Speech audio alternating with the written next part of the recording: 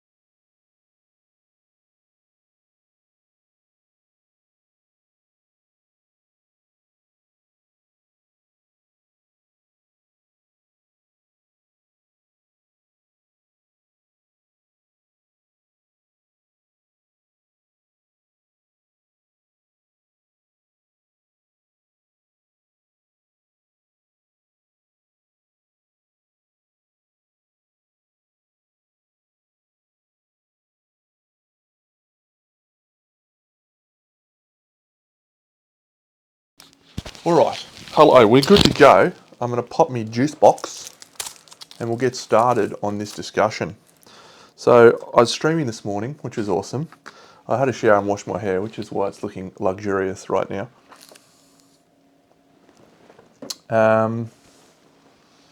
So I was making like a number of decisions. I ended up on making count armor, count stuff. And so I've used I've got two count patterns, and I was actually able to make one, which I did, but I haven't used it yet because, yeah, I don't need it as yet. The one that I made was the Earl armor. Earl tacits. When you depart, gain 3 survival. Yeah, so we've had to make the character deck, and we're going to give birth to a child with +2 to the roll. I've just got to decide which one of these. So I haven't used glow in a campaign yet, and I don't know what the Holy Sword Whip is like, but I think let's do the Saviour, because that you really need to get that early, and we're not Lantern year 15. The bodysuit, the mage's hood, etc. All right, so we're going to go with Saviour. So the reason we went with Saviour, or the going with Saviour, so I picked today. Yeah, we got Snow the Saviour. Literally after I got off stream, my stuff that I ordered at Gen Con rocked up, which is super cool. So yeah, I got Snow the Saviour and the Survivors of Death, and so we've actually got this Twitch strain here, fast Twitch strain, which we're going to try and go for. A survivor with Quixotic. That says with fighting art Quixotic. It should say disorder Quixotic. Performs pounce, slam, or charge 7 times in a single showdown. our quixotic survivor is Jelly Bean, and she has quixotic, and she can never lose it. So that's good. And she has, she's wearing the the screaming set, so she can actually pounce, slam, or charge. So that's exciting. The biggest issue for her is she's got to be in the front because she's a fascist. It's been far more annoying in this campaign than I can ever recall it being annoying. So, all right, so character cards, these are the things we have to deal with at the thing. So we have a love juice to spend, which I think I've already removed from my storage. There we go. And we have a shrine roll to make, and we also have a decision to go for this culling cuisine, which could be worthwhile. It could be worthwhile. All right, so let's have a baby, first of all, if we can have a baby. We roll on the Ark Survivors into me. We have had a grand feast. So we get a 9 and a 9. So that's +2 to the roll. I think that's an 11, but 11 might not quite be a baby. Let's have a look. Intimacy. Intimacy. So Ark Survivor Intimacy. An 11, yeah, not quite. We have had a grand feast. It's twins. Well,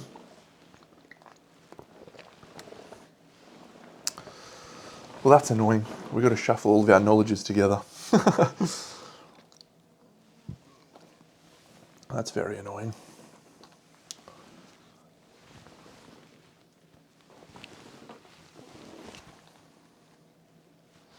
All right, we're having twins because we rolled an 11. They are both gaining a knowledge. So we'll go over here again. So the first child will gain, the Hoarder. I'm actually okay with that because the Hoarder has a benefit for the new wrought iron blacksmith. And the Ardent, is that a new one? Maybe not. All right, so we'll go for 2 new survivors. Brand new survivor. Female, starting with S. Silken Tofu. Her parents will be Kale and Licorice. We don't have anything that we can hand down yet. And then the next person will be a male, starting with a V. What is a food starting with V? Violet Crumble. What else?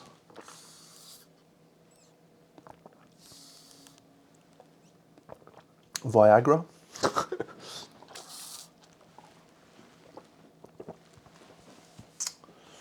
Veggie. Vegemite. Of course! Shaggy Bob, what a great call. Vegemite. It was Kale and Licorice. Okay.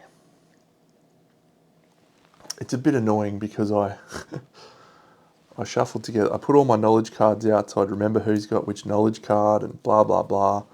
I'm now going to shuffle them together and deal out knowledge each to these 2 people. So we deal out 5 and then they get to choose 2. So here's the rest of my knowledges.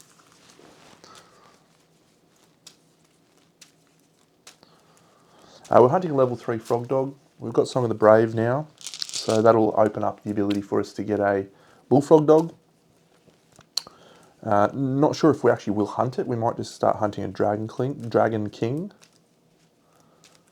But yeah, we'll see. All right, 5. 1, 2, 3, 4, 5. So we'll give one physiognomy. Vegemite can get physiognomy.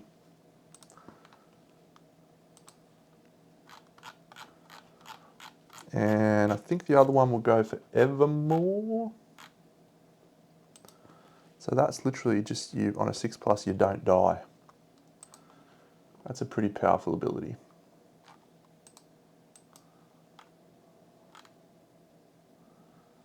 Tofu, Evermore.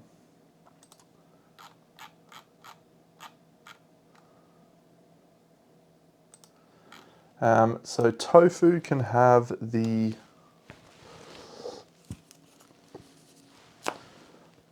Ardent.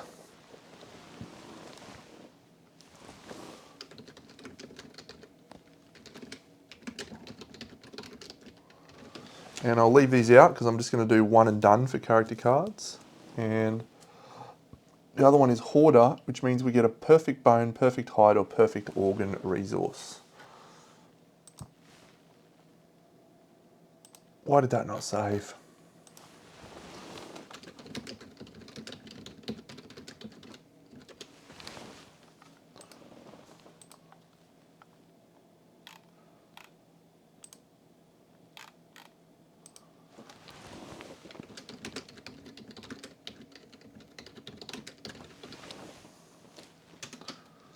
Done. I will add those later. That just takes a while. And we will take a perfect organ. No, we have 2 perfect organs, so we'll take a perfect hide. Great. Okay. So now I have to go back through. Where are my character cards going to go? There? Sure. Excellent. So now I have to go through our departing survivors and grab out their knowledges again. Corn Dog is actually our invasive, desperate strike, joint array. Jelly Bean is physiognomy, desperate strike, stone heart.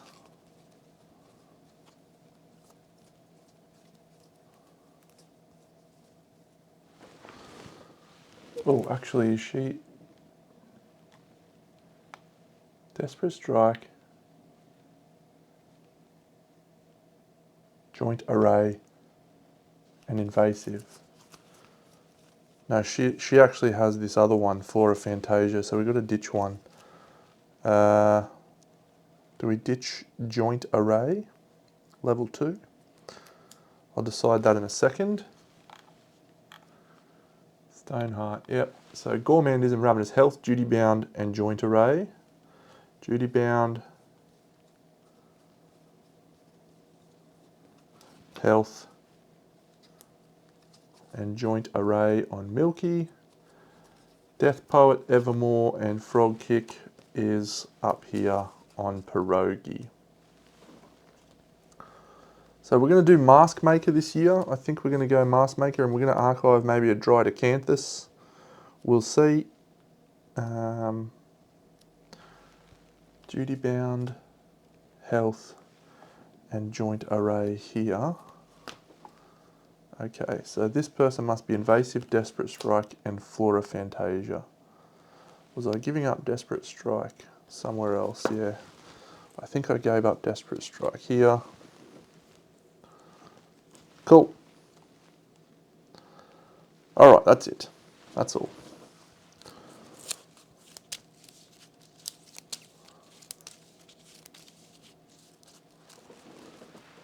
Excellent. We're good to go. We're good to proceed. Let's proceed. Have a little sip of me juice. So my Shrine Roll. That's a Lantern 10, so we get +1 to all departing survivors. 1.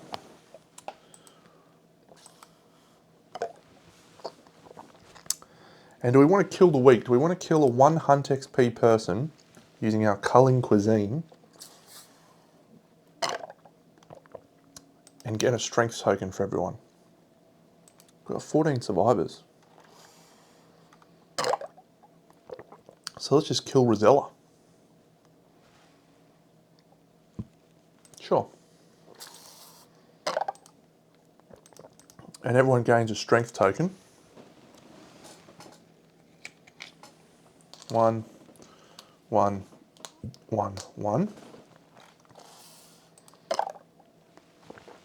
From Culling Cuisine. Sweet.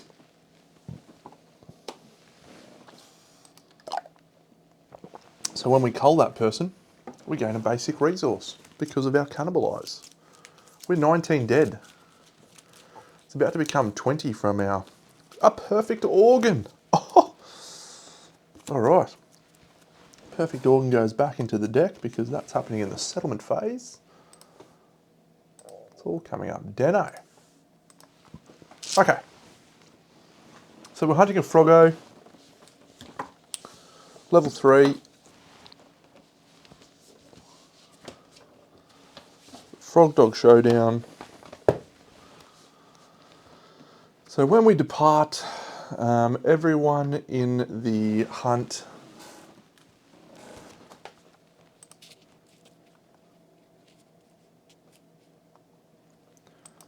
so we're going to do herb gathering and thingy gathering here. Herb gathering, mineral gathering, we don't have a noodling.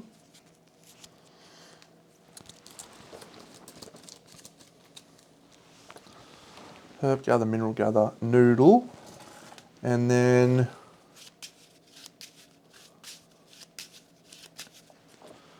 let's just run through each survivor. So Corn Dog is down here. So Corn Dog has 2 evasion. Oh, what is this? Is everyone doing this? Is everyone doing this friggin' armor thing? Ridiculous. 1. Scribe, my guy, you need to fix this, buddy.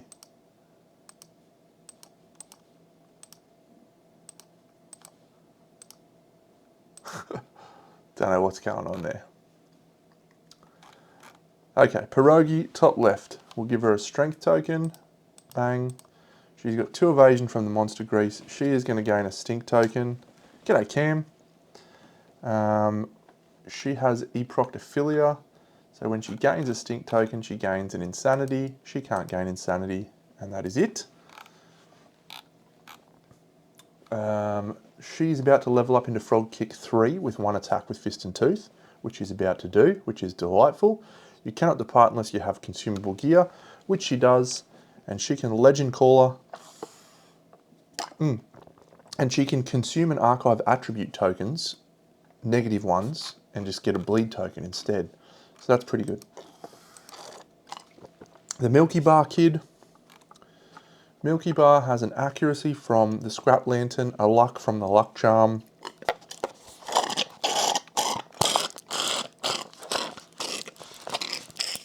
Lots of survival when she departed. And health. You may spend a surge to consume a piece of gear or resource with the consumable keyword during the aftermath. So what are we going to do? I didn't give her any consumable. We're going to have to hopefully pick up something. When you consume during the hunt or showdown, gain a strength token. Wow, I really need to give her something to eat. Okay. When you depart, duty bound, gain a progress. Very good. You cannot depart without a lantern. We've got that, and she's got joint array, but it's only level 1. Jelly Bean. So Jelly Bean has got our Fixated, Physiognomist, Desperate Strike about to level up, Stoneheart, very good. Quixotic, if you're insane when you depart, gain a survival and a strength token. She's at max. She'll gain another strength token. Oops. Strength token there. Got one there. Very good. She's got axe specialization, which is great, and she's got battle drunk. That's good too to remember. That's her 3rd disorder. And when you arrive, she gains 3 insanity. Very good. And here, Corn Dog. So Corn Dog gets a strength token from the killing someone. She gets 2 evasion. She's got a basic luck. She gets 2 bleeding tokens when she departs. Why are you 142 insanity?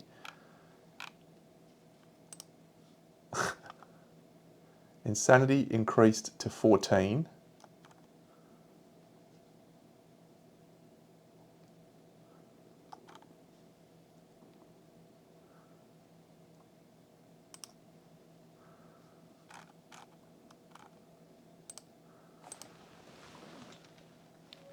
I don't know what's going on with Scribe. I've got to talk to the guy. Getting all sorts of weird glitches.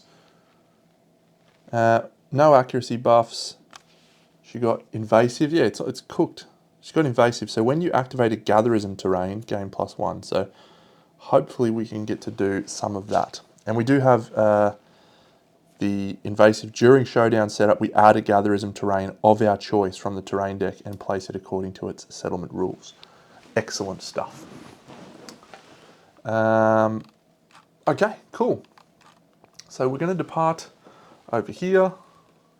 Our first hunt event is a random event. 92. Big rock? Is it big rocks? Would jump from a thing? No. I'm thinking of living stone. 92.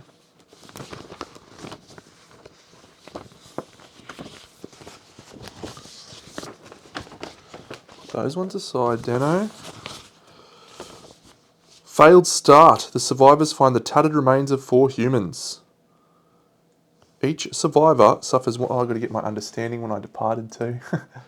From the pariah. Understanding.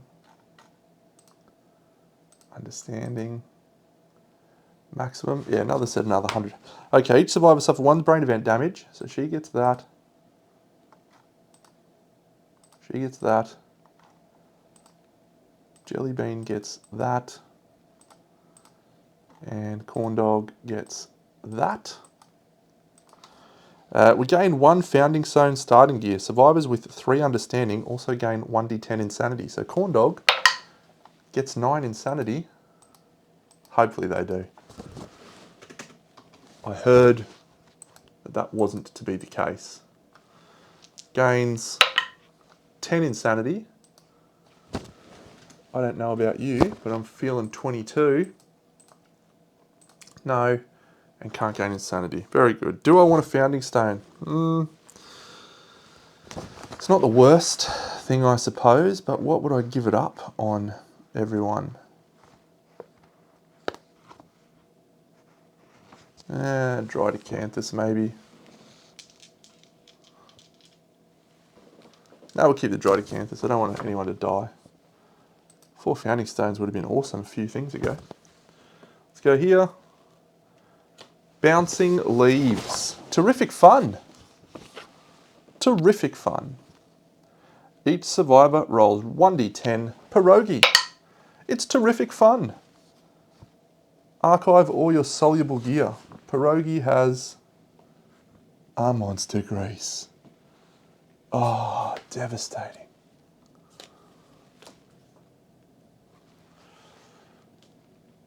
Now I wish I took the founding stone. Next person along. Oh no. Suffer the broken arm, severe injury. Milky, the Milky Bar kid. Suffers a broken arm.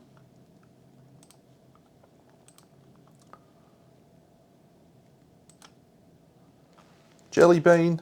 Jumping on these leaves is just ridiculous. Lantern 10. At the start of the showdown, you may start on any unoccupied board space. And a 7 is terrific fun, gain an insanity for her.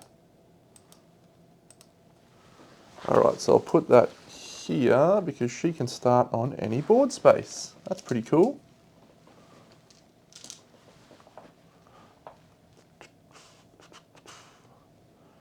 Broken arm on Milky is not my favourite thing. A random event. The Milky Bar Kid. 39. Good old Heavy Mist. We've had it multiple times, this thing. We roll odd. We have to roll again. 100!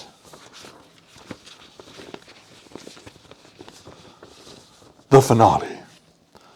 The survivors may follow the sound. All survivors are electrified with dread. They suffer 2 brain event damage.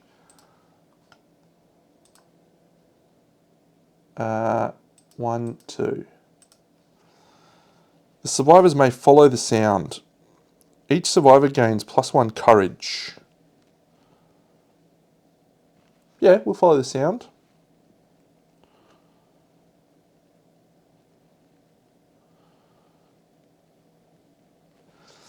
It could kill all 4 of our survivors if we roll a 1.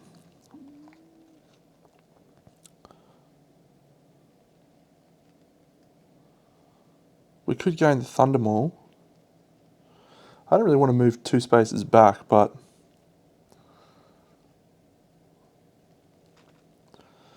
Thunder Maul could be good though, because we are in the thing. We are in the People of the Lantern, so Thunder Maul's good against the Gold Smoke Knight. We don't have to use it, I suppose.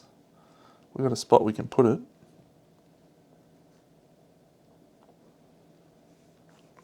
Now we'll just move 2 spaces back. 1, 2. I don't really want to, but... Next one. 64. So close to feet. We tried our best. A stone fountain. Any survivor may consume from the fountain. Yes. Alright, so Milky's going to consume from the fountain. So because she's got Ravenous, she consumes. She gains a strength token.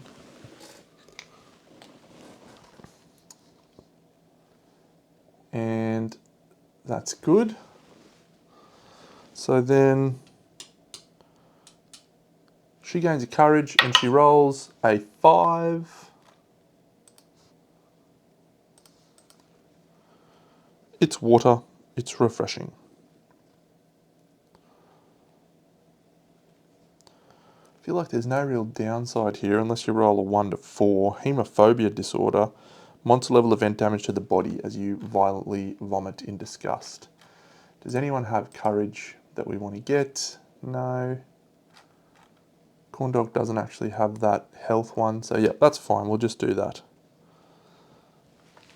So next one. Boop. 6. Is that...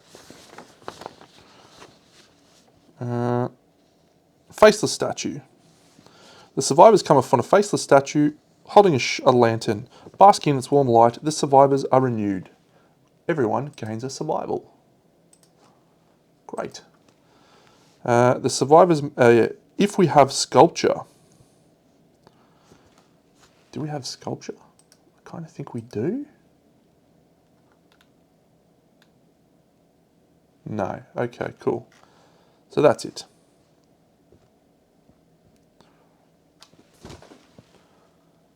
Another basic one.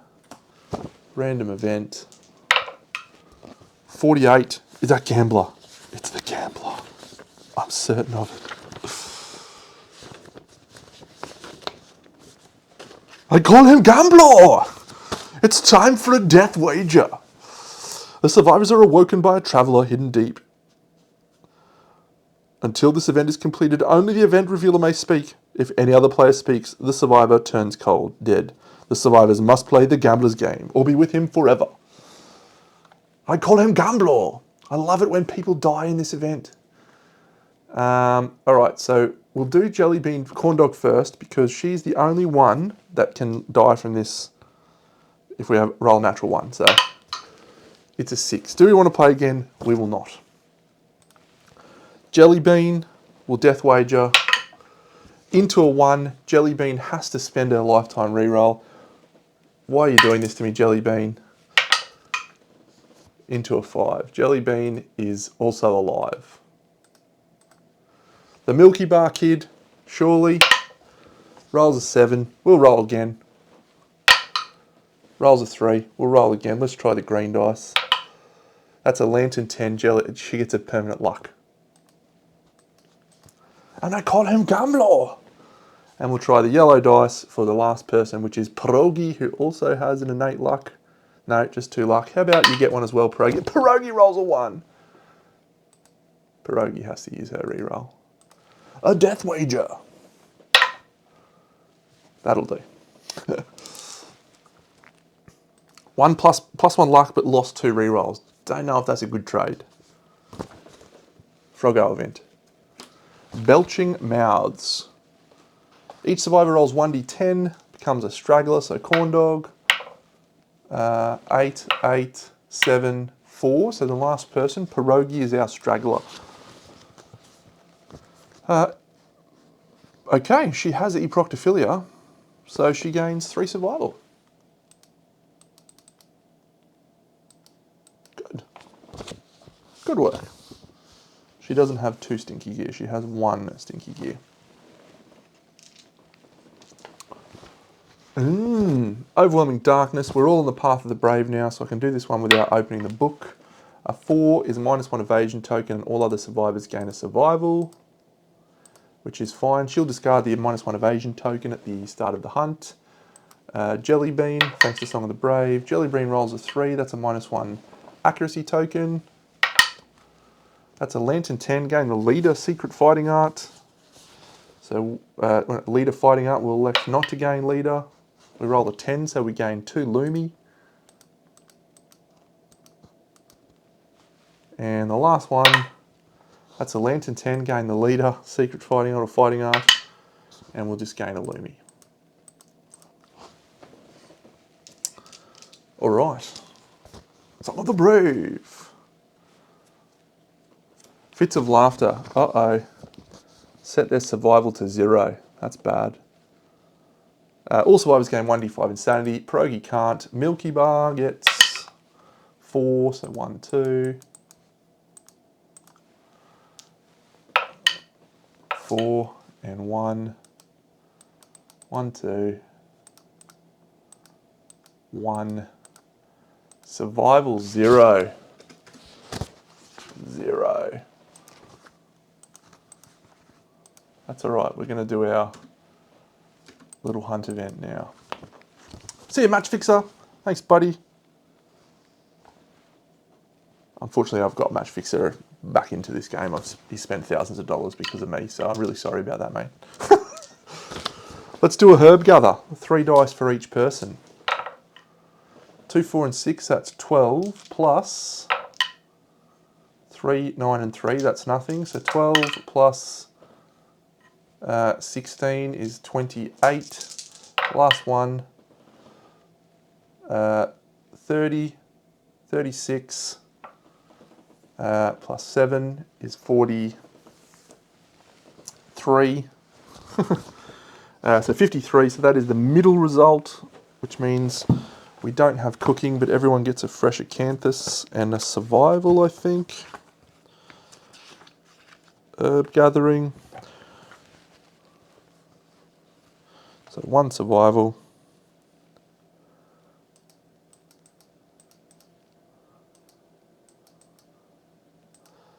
Great.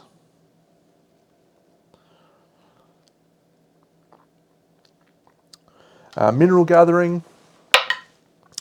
We roll a 7 on mineral gathering. I think that is just take an iron.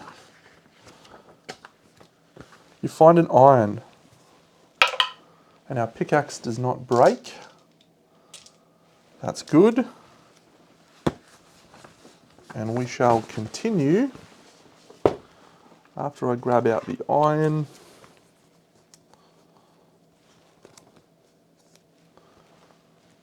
Cool. 1 iron. Another basic. 63's feet. So feet is survival of the fittest. Good, so we're not automatically dead. If any survivor is insane, roll once on the hunt event table for each such insane survivor. Fortunately for us, Milky and Pierogi are not insane. 66 Forbidden Word. All non-deaf survivors gain 1 understanding and suffer 1 brain event damage.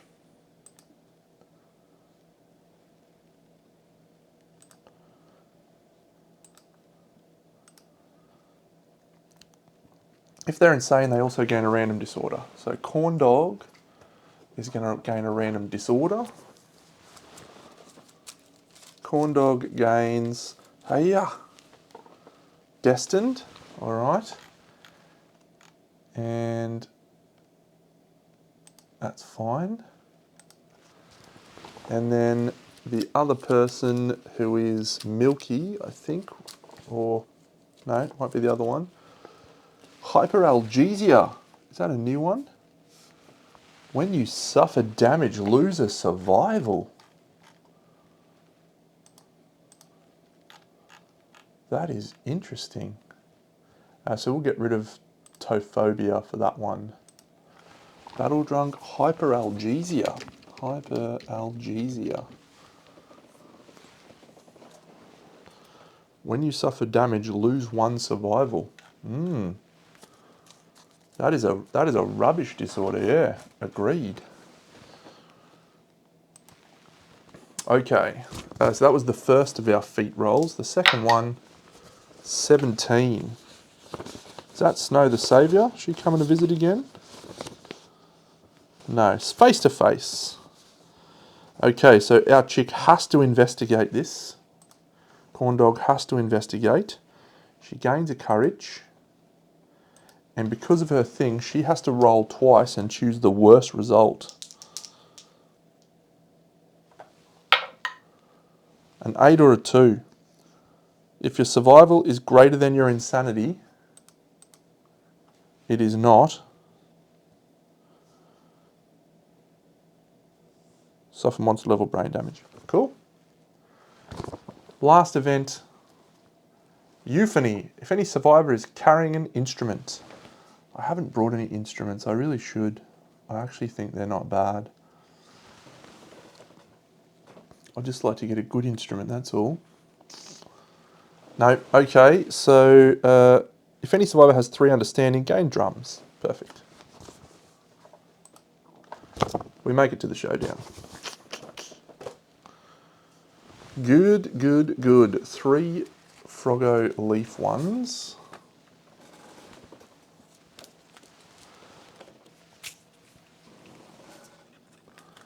All right, so the first thing that happens is we have a Mammoth Leaf, and we're gonna take this card, which we can do. I think survivors that attack this monster are always considered to be in the monster's blind spot. Bliss tremors, gain insanity and a permanent accuracy. The other option is this one.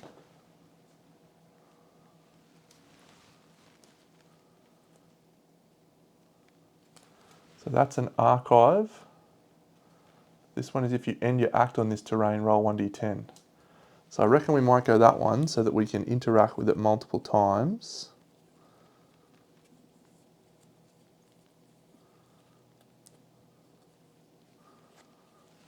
Okay. Just found a friggin' antelope card in there, don't need you.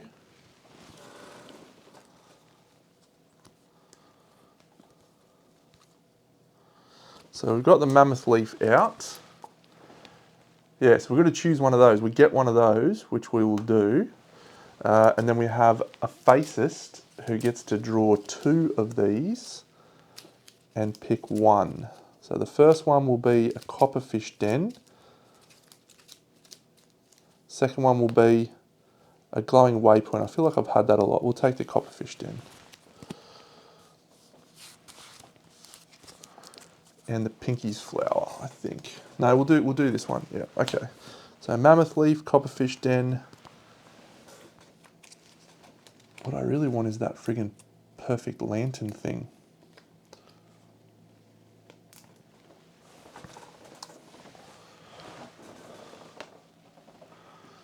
Copperfish Den. Copperfish Den. And then where's my other one? This is a new one, the flower. What does it look like? The incensed Pinacea fruit. It's one of these ones, is it? There it is. So that is set up adjacent to the monster. Cool. So we'll set that up here.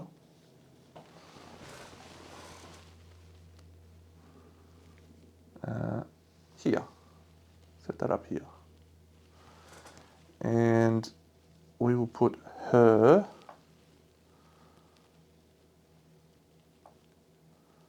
we don't want her to be in it, do we?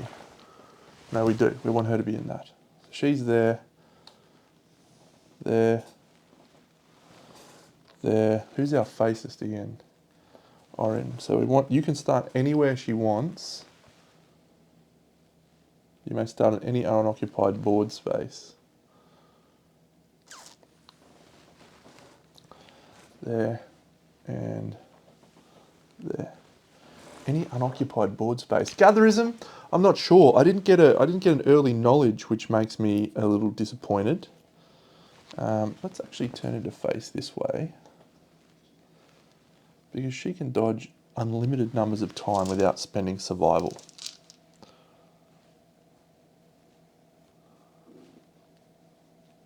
Great.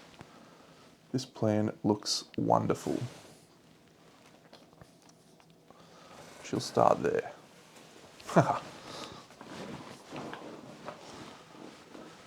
Yeah, not sure. I've only literally seen 2 knowledges, and whilst the knowledges are good and terrain's good, yeah, we'll see. So we'll apply arrival bonuses.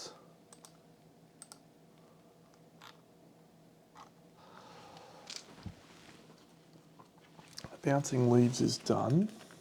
We're not going to be able to use fast twitch strain this hunt. I don't think.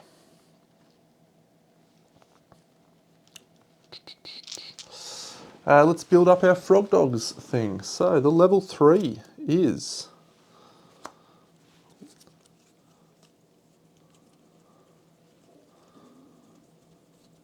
all of those.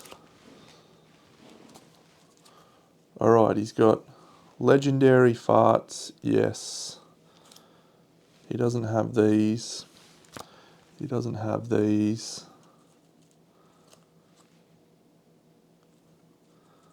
So he's got legendary, legendary, legendary. So he's got some of those. He's got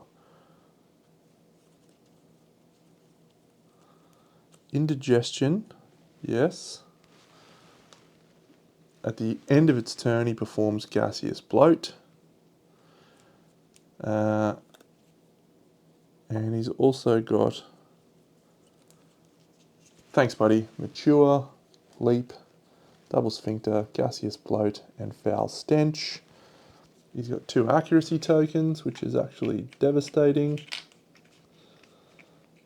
Plus he's 2 and 2. I might have overshot here. 2 damage. I might have overshot. I guess we'll find out soon. 9, 8 and 2.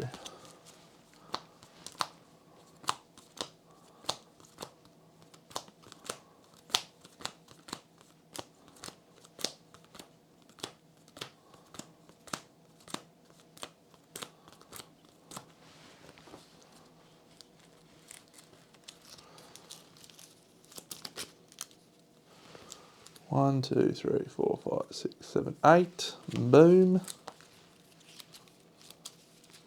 1, 2, 3, 4, 5, 6, 7, 8, 9. Boom.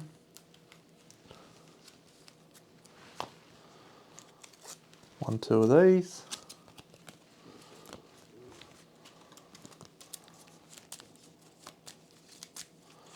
That is our AI deck. Good to go. Frog dog, good to go. The fart deck is all of the A's. And the legendaries. A, A, A, A, A, A, A, A. Cool.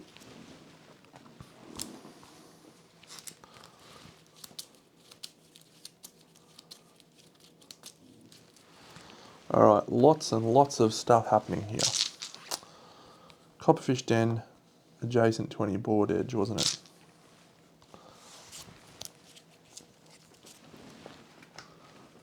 Hit location.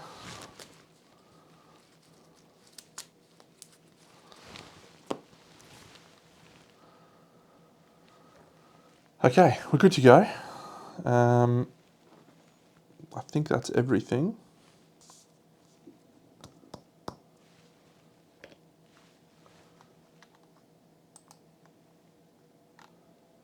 So Milky got an extra strength token.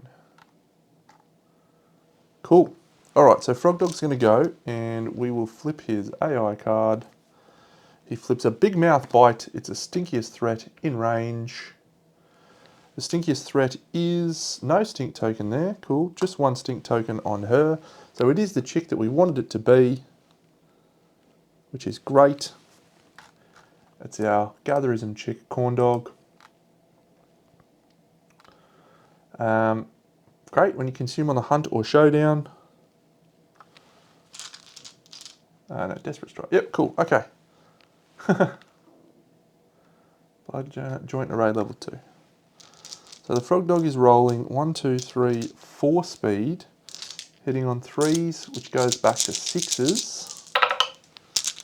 So that's 2 hits. Those 2 hits go to the head and the head. We will dodge twice without spending survival because we can using Fluorofantasia. So I'm going to mark the number of times we've used that, 1, 2, because when we overdo it, we get Frenzy. So that's the end of that. No damage. And then at the end of his turn, he puts a fart on the fart deck. We will do our chick with the Speaker Cult Knife in the blind spot, and that's Pierogi.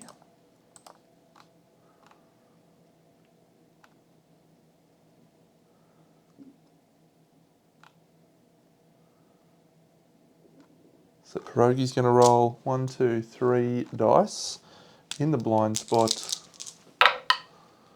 1, 2, 3, 4, 5. So 3 hits.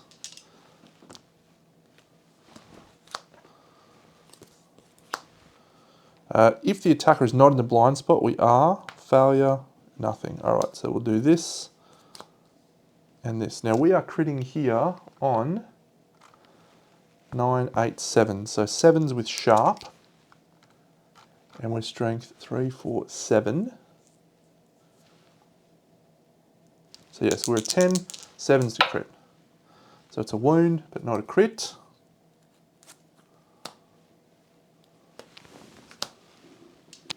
Next one.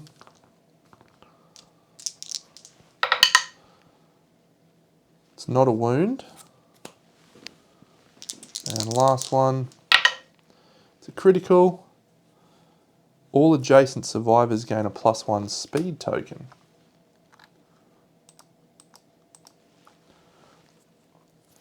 And that's also Corn Dog. Interesting. Wound. She will surge now, Pierogi. With the Speaker Cult Knife. And we've also discarded the fart from the fart deck because we attacked in the blind spot. She got an extra speed. That's 4 hits with the Speaker Cult Knife. Oh, she did wound with Fist and Tooth and Frog Kick and all that sort of stuff. Advance to Frog Kick 3. Oh. It's devastatingly good. So this is actually going to be that. +1 accuracy and +2 strength. Does that work on the Speaker Cult Knife? It maybe doesn't actually, but that's fine. So Speaker Cult Knife. 1, 2, 3, 4. So there's a couple of reflexes there. We are in the blind spot, so that's fine. So that doesn't do anything. That's a wound, not a failure.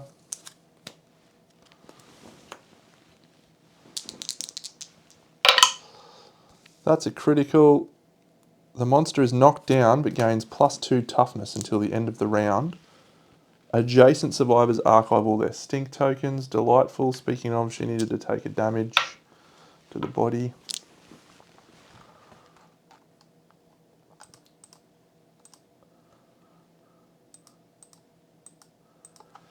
And he's knocked down, so we ignore this reflex. Cheers. 5 and 8. That's another wound. So I've done 1, 2, 3 wounds that turn, plus 1, 2 in the first. 1, 2, 3. Delightful turn of events. He does have Indomitable, so he's going to stand at the end of the monster's attack. So I can't surge with my Gatherist because she's on or adjacent to terrain. So that'll be all. So I'll move back with her to here. The monster now stands up. So let's do her. She's going to leap 1, 2, 3, 4, 5, or whatever her thing is. And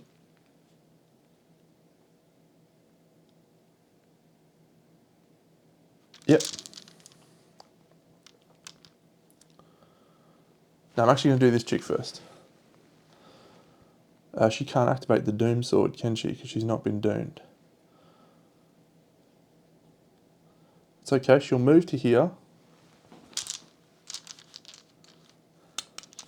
And she'll activate the HoloLink Pumpkin.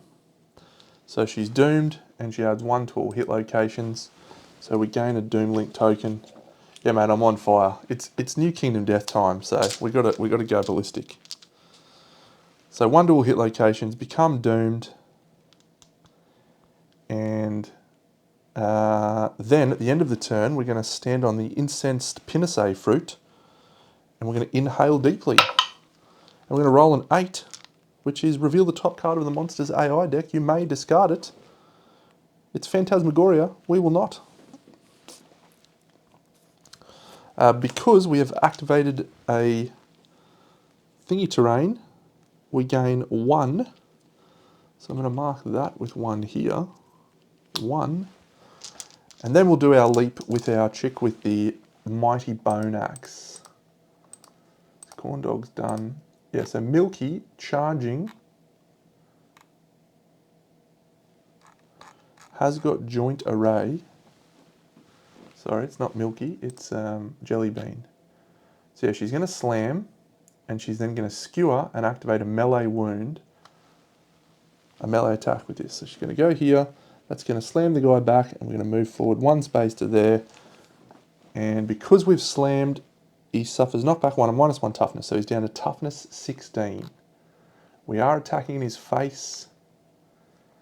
So we're going to roll our Mighty Bone Axe. Do we have a bonus speed? We do not. So we're 2 speed with the Mighty Bone Axe. That's a perfect hit, so we gain Desperate Strike as well. Come on. 2 hits. Come on, Deno. No negative and a wound reaction. Okay. Perform Leap and then Gaseous Bloat. That is okay at this point. So let's do our Battle Drunken Hyperalgesia. What was Hyperalgesia again? Oh yeah, when you suffer damage, lose a survival. Why are you 213 insanity?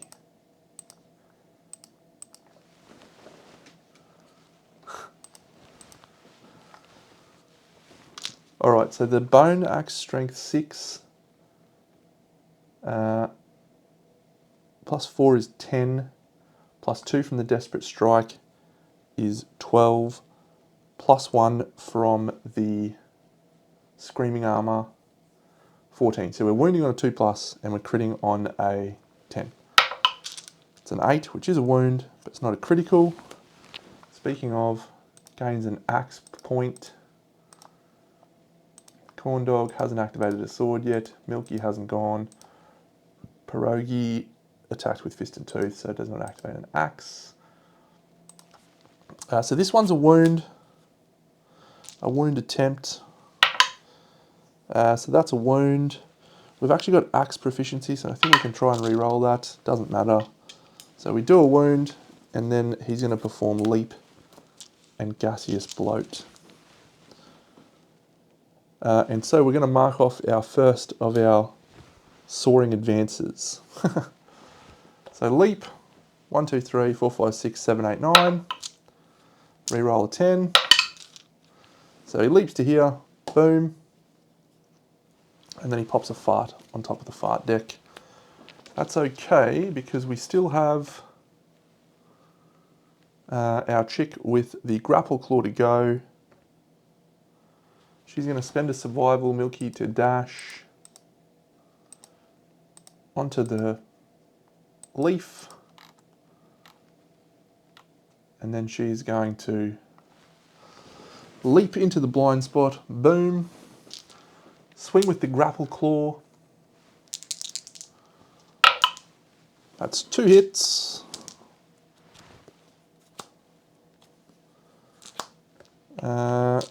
We have a reflex and a wound. Full move the monster away from the attacker. That would be fine.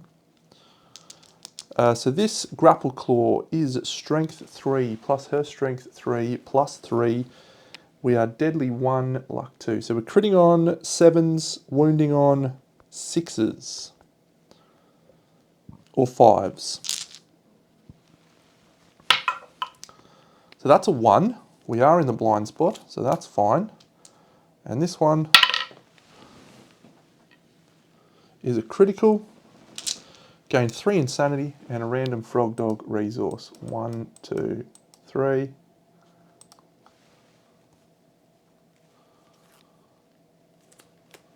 Random frog dog resource.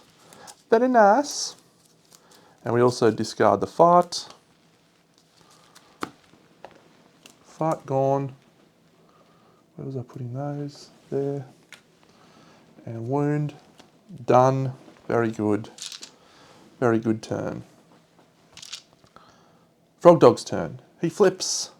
Oh, it's a legendary card. Stinkiest Threat.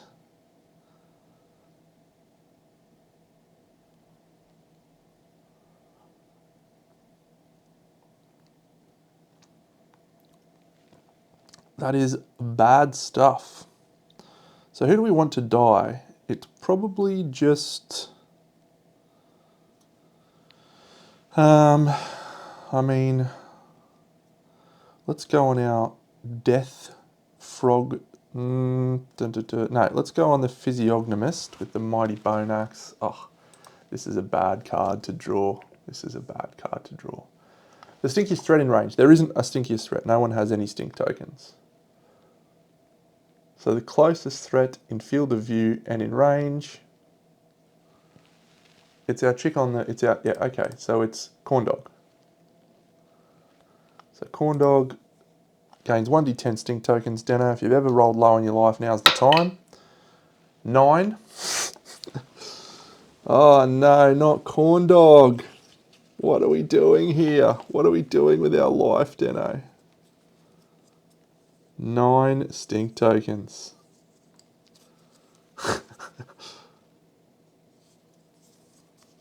Corn Dog, Corn Dog, Corn Dog. Everything was going so well. And then it says, you must bear down and fart or risk a rupture. If the result is equal to or less than your courage, remove the token. Yeah, could not roll a 1 to save myself. All right, so I'm just going to roll 9 dice right now.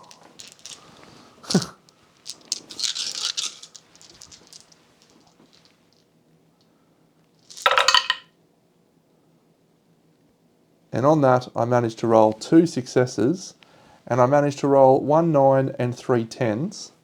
So that is, I removed 2 stink tokens, great, and I now suffer 3 damage to the waist or the body for each of those cards.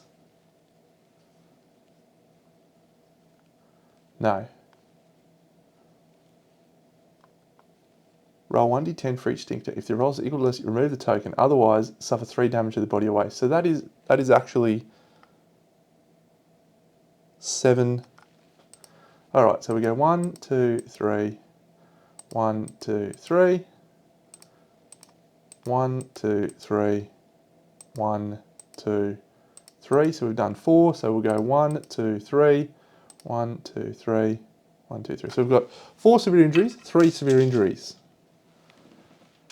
3 severe injuries. Body, that's a 7 on the body. Corn dog. I'm really unhappy about this. A ruptured spleen, gained 2 bleeding tokens. That's it, she's dead. She's dead. No. I didn't use bandages to save her. The next one's a 7, which is on the waist.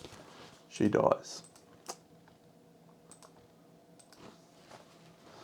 Man, she was our chick. She was our chick that was gathering and using the Doom tokens. I hate this game sometimes. What a shit game. What a shit game. I was going to level up to Invasive 3 too. Shit game. That's fine. That's okay. And then he gaseous bloats and puts a fart on the fart deck. I don't like that card. I don't like that gut-wrenching Lear legendary card. That card can get wrecked.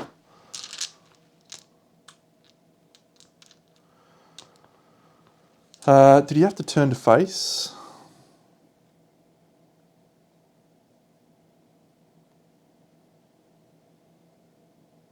Does not say turn to face. All right, well,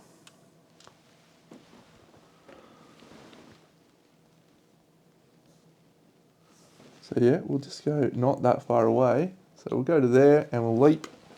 So this is with the Speaker Cult Knife with 4 speed. That is 1, 2, 3, 4 hits. Pierogi, do you have Desperate Strike? No.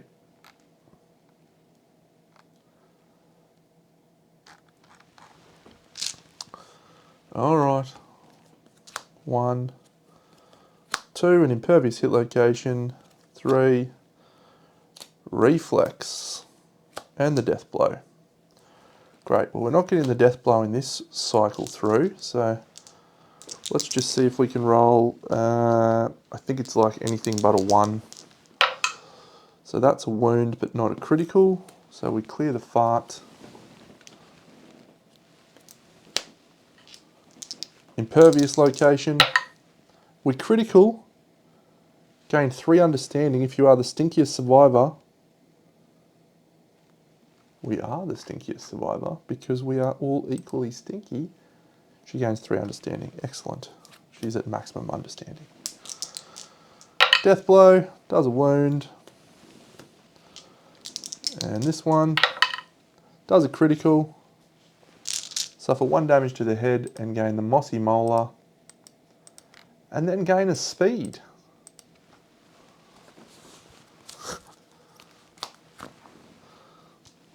Okay.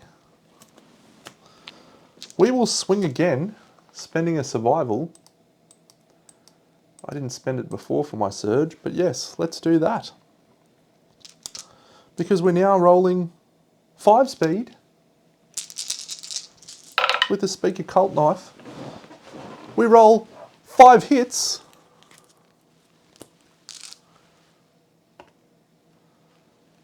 Speed 3. Got bonus 2 speed, yeah. Death Pulse doesn't do anything. Fist of Fury. Okay, we can archive an attribute token, fine. We're in the blind. Great, alright. 1. 2. Come on, Dano. Oh, you're trapped and doofus. All survivors are doomed. All adjacent survivors suffer monster level brain damage. Okay, so that's her and Milky. 1, 2, 3. But perform basic action targeting the attacker. That's fine. It actually helps us because it lets our faces get an attack, which is excellent, but it is going to put a fart on us.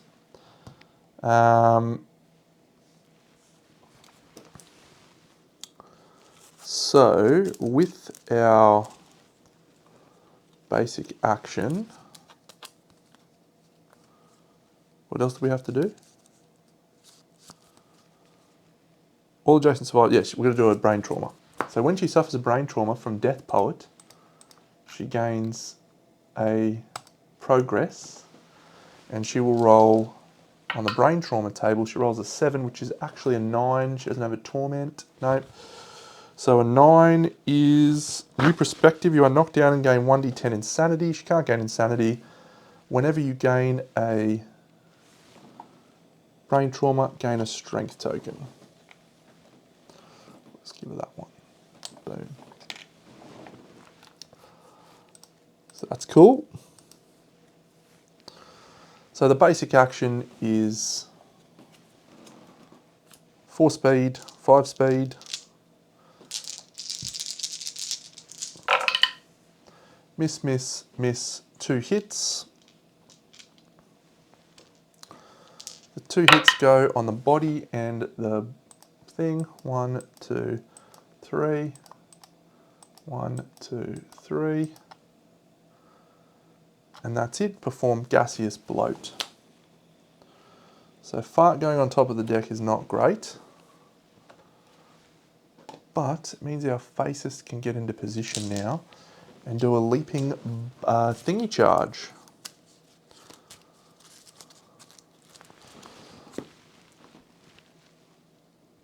How do I best do that? She could dash out of the way.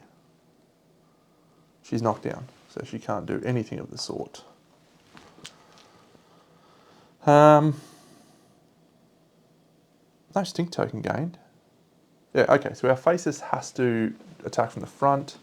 So we go to 1, 2, 3, 4, 5. We're not going to get 5, 7 slams in one thing, so we might as well just go there and attack with the Mighty Bone Axe. She did 2 wounds. So she's got Battle Drunk Jelly Bean, which means she gains 2 strength.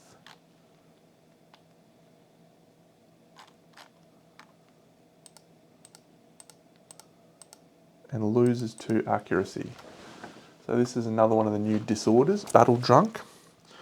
The first time you win a monster each round. So it's only 1 and 1. So we'll swing with the Battle Mighty Bone Axe. Double miss. No deno. Surge.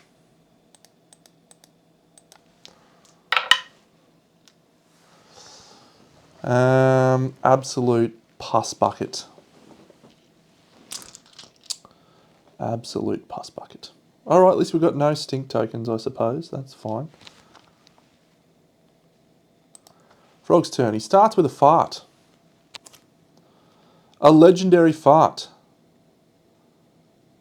The target gains a stink token, 4 accuracy tokens, and 4 -1 evasion tokens, unless we roll a 6+. Come on, Dano. No, you don't ignore the effects of gas.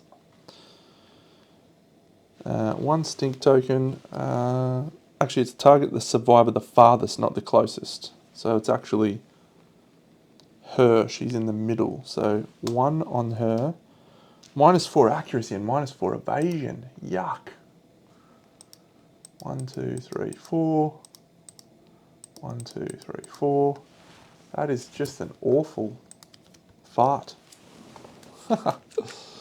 That's good. AI card, don't be another legendary. Infectious Bite, the stinkiest threat in range. It's the chick that just got a stink token. Debilitating Microbes. Bleed 2 and the target gains a -1. Ooh. Infectious Bite. Miss. Hit, hit, hit, hit, because we're -2 evasion. 4 hits. Where do those hits go? Head, head, boots, boots. And these are 3 damage a swing. We do have survival to dodge. Yep, so we'll dodge one of the head attacks. So 1, 2, 3. And then 1, 2, 3, 1, 2, 3. 2 bleeding tokens. And we gain a -1 strength token. It's all going well. It's all going well for our gourmandist. And she's knocked out. And then he puts a fart on the fart deck because he is a pest.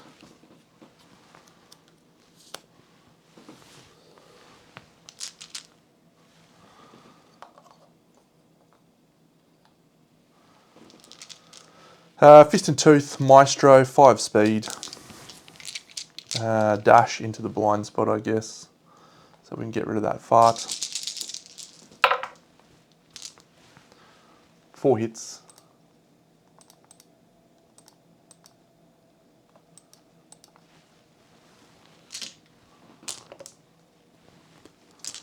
One, 2, 3, 4 adjacent insane survivors on a wound. So we'll save that one till last, I reckon. Cool. So we're critting on 6s, I think.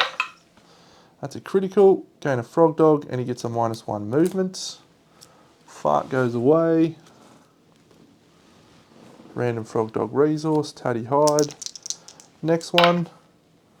Wound. Not a critical.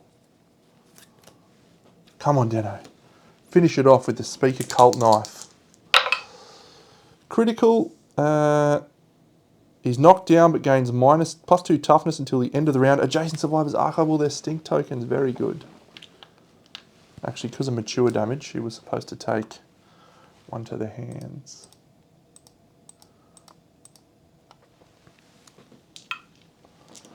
Don't think I did that. He's knocked down, so ignore this reaction, but we critical anyway. Non-deaf survivors gain an insanity. Another ironclad spine is awesome. Can't gain insanity.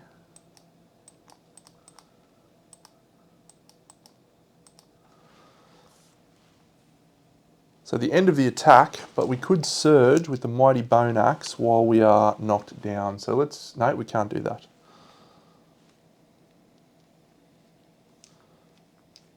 So we'll just swing with the Mighty Bone Axe now, and then we'll surge with the knife. So Mighty Bone Axe, that's 2 hits, 8 and a 6.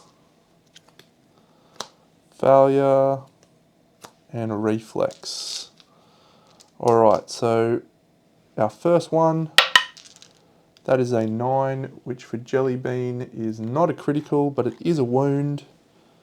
The Mighty Bone Axe is amazing. And this one, that is a critical. Come on, Dano. Gains a -1 toughness token and a random frog dog resource. Come on, Dano. Finish it off, son. We need 3 wounds from the Speaker Cult Knife. 1, 2, 3, 4. We'll surge with the Speaker Cult Knife. This has been awesome. Mature, leap, double sphincter. It's 5 speed. We need 4 wounds. We're in the blind. We're hitting on 3s. 5 hits, including 2 perfect hits.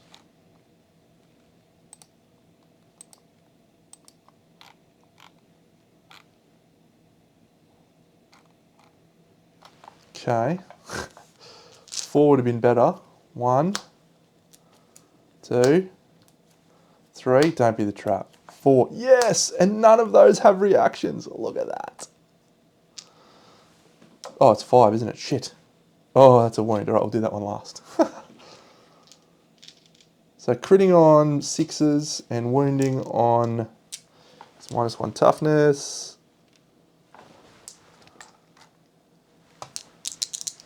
I don't know. That's not a crit, but it is a wound. Next one. It's not a crit, but it is a wound. Next one. It's not a crit, but it is a wound. And the last one. It's not a crit, but it is a wound. That's the 4 wounds. Can we crit the last one just in case I got my maths wrong? No. Sit down, Froggo. You pest. You absolute pest. I'm not happy about losing our Gatherist, our Doombound Gatherist. I'm not happy about that at all. But on the plus side, we do gain 4 basics, 8 frog dogs, and a black lichen. 4 basics. 1, 2, 3, 4. Great.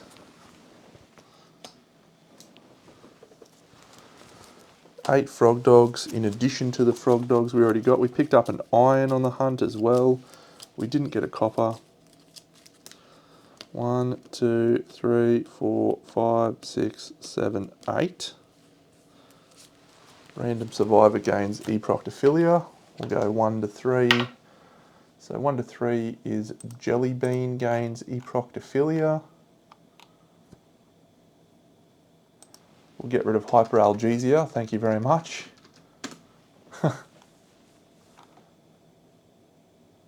Eproctophilia. And if we look at this, gained a weapon proficiency, also gained a weapon proficiency, didn't gain a weapon proficiency. We're going to black lichen and a bioluminescent tonsils.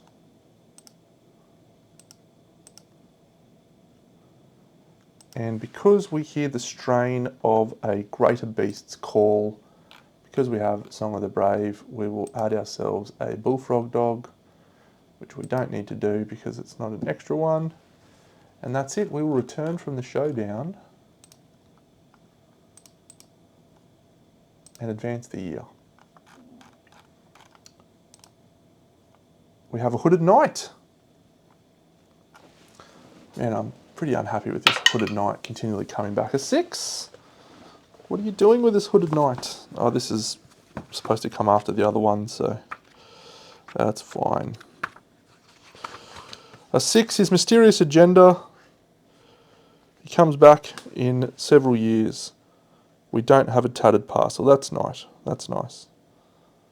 So we can go 1, 2, 3, 4. Hooded knight here.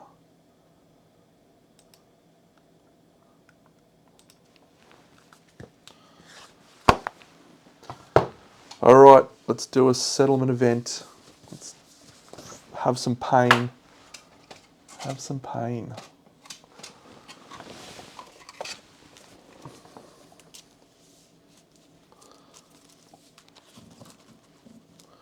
We haven't had Murder or Plague, but we also haven't had the one that gets us Cannibalism.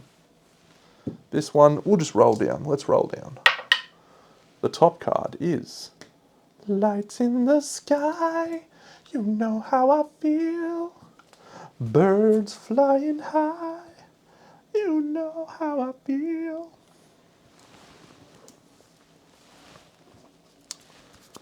Alright. I feel like the settlement events have been very, very nice to us. How many endeavours? 5 endeavours. The person that died, I don't think I dealt us a basic resource. No. Did I? No. So basic resource for the person who died. A skull. Survivor of our choice gains an insanity.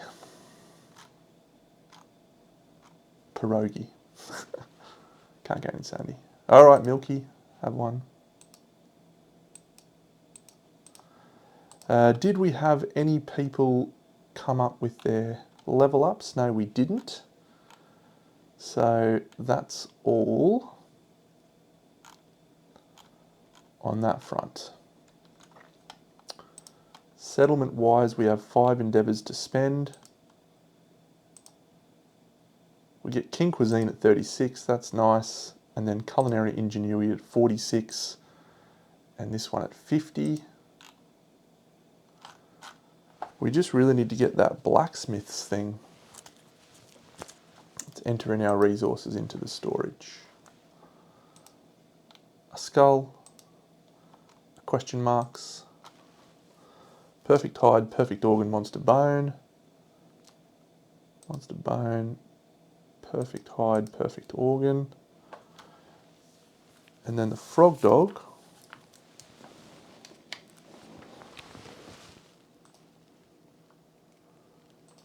A mammary gland. A gaseous bladder.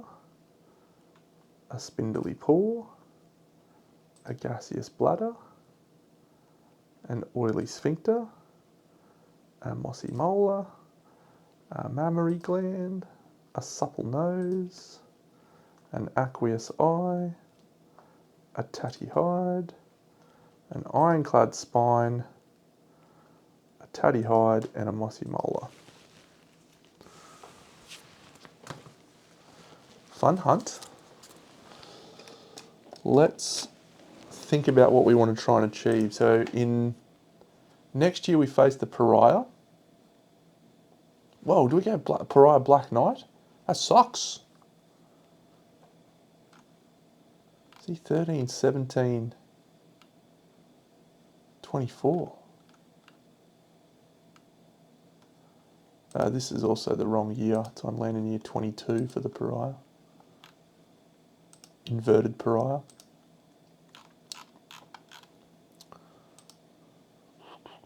Someone called that out on YouTube. Thank you, random guy on YouTube, or girl, or other. Alright, well, I'm a bit perplexed now because I was really keen to level up that gatherism story, and that's not happening. She's going great. That set's going great.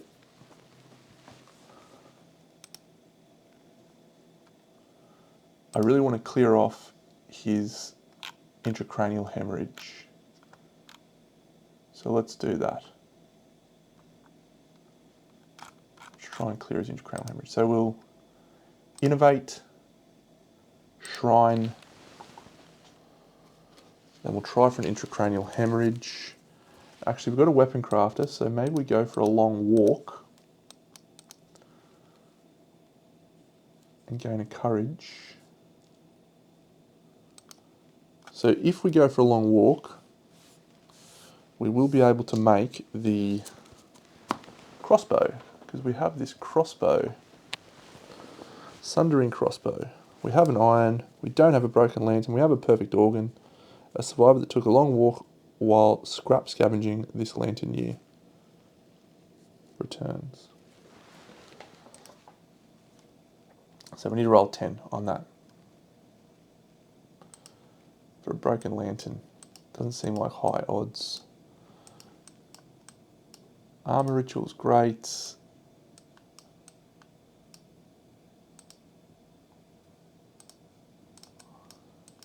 We've been very light on scrap.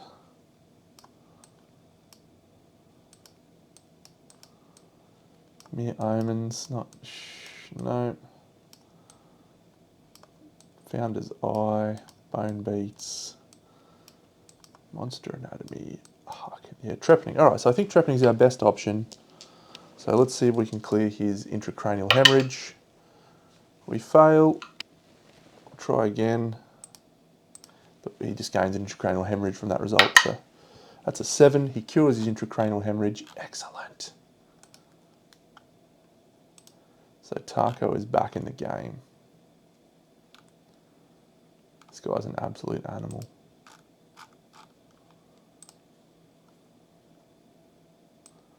So he's going to depart.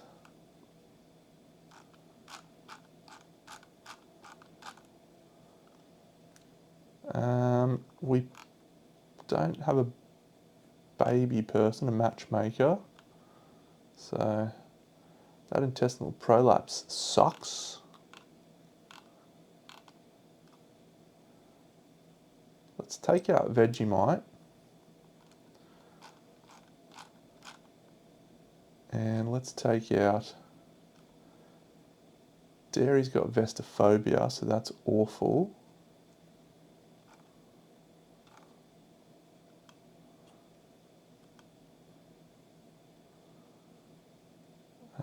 Milky will go out. Milky was pretty good. And Jelly Bean. Cool, so we've still got one endeavour to spend. I don't think we're going to go for that Sundering Crossbow. Plated Shield, 3 scrap. Grim Muffler. Okay. We're going to get another sword specialist happening with our Doom Sword combo. And we also need shield specialisation. So Vegemite, you can go for sword.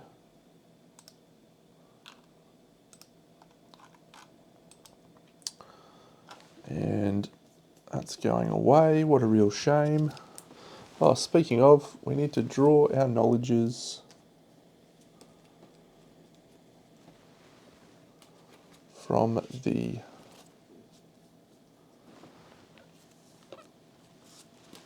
forum.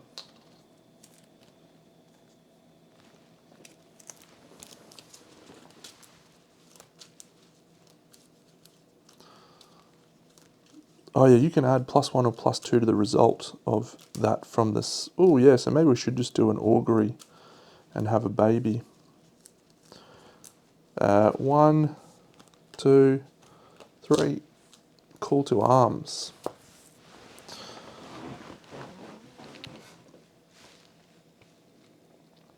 Okay, so this is a one I wish Califax was here for, because he's a rules nuffy. But if anyone in the chat does know the answer to this question, you may be able to answer it. Call to arms.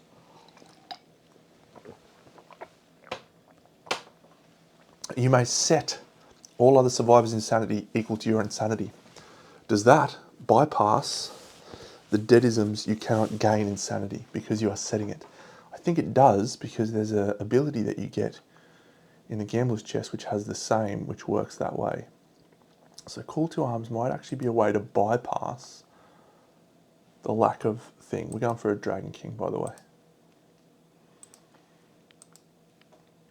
It's a cool fight. Yeah, I think so too, Shaggy Bob. I think so too. Interesting. So maybe we will buy one of those. I think we get dealt 4 anyway. Joint array. All right. Well, that's tempting. Do we go for Dragon King, Deno? Or do we just keep pounding on a Frog Dog? Yeah, the terminology gain is very, very clear. And the neuroses of the deadist says you may not gain philosophy. Or may not gain insanity. Pierogi.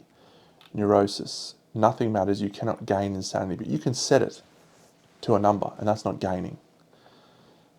And the terminology set insanity to X or set survival to whatever has become a little bit more prominent recently. So yes, I'm inclined to agree. Well said. All right, so we're having we get 2 more resources from our cannibalize situation. 1, 2. A question mark's in an organ. Speaking of, let's go monster organ, monster bone, and monster hide. And we will do our innovate. We're drawing 4 cards. Might put this over here. There's more room over here, Deno, for you to do this stuff, you know.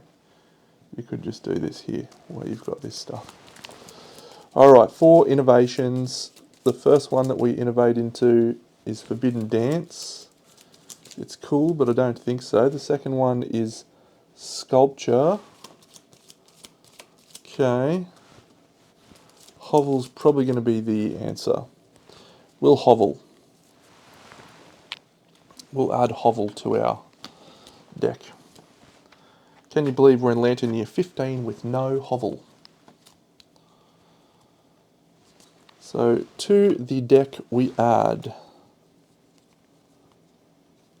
a new one that we picked up today, which I'll show off in a second.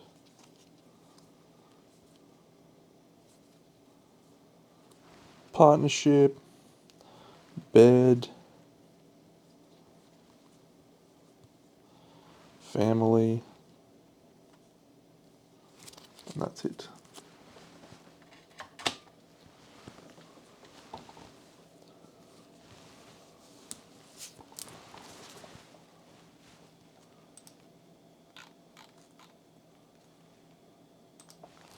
So 1, 2, 3, 4, 5, 6, 7, 8, 9, 10, 11, 12, 13. That's correct because this one's not in the app. What does this one do, friends? This is a new one that we got from the Survivors of Death. No, the Glow. No, Snow the Saviour. Once per settlement phase, a Saviour may gain the requisite amount of Hunter XP to gain one of the following benefits. Manifest. Draw the top card of the Settlement's Innovation deck and gain it. Outstanding.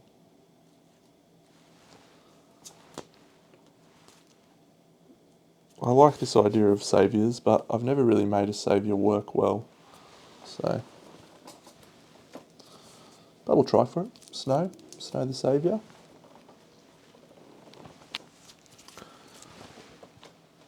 So speaking of,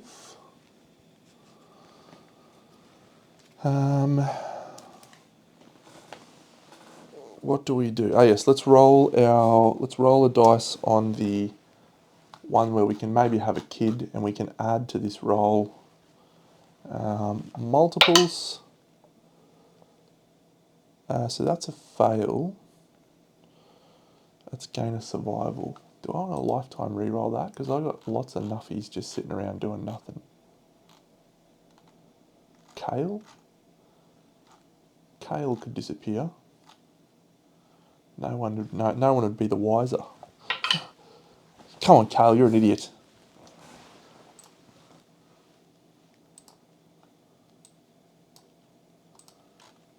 We're going to kill Kale in the using the cool innovation that we got from Aeneas. Okay, so what I'm trying to decide now is, do I purchase this call to arms to bypass my really cool thing on someone who can gain it?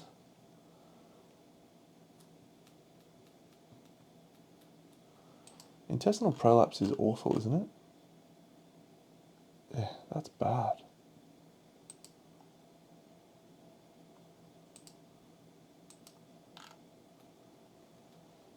So we want to get it to someone who's got a decent amount of insanity, Tarko, but we don't want to give it to him.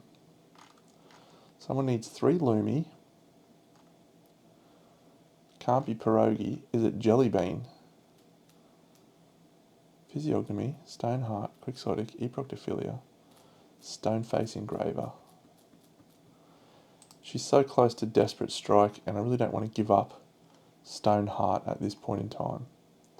So we'll hold off on that. Who else has got Joint Array?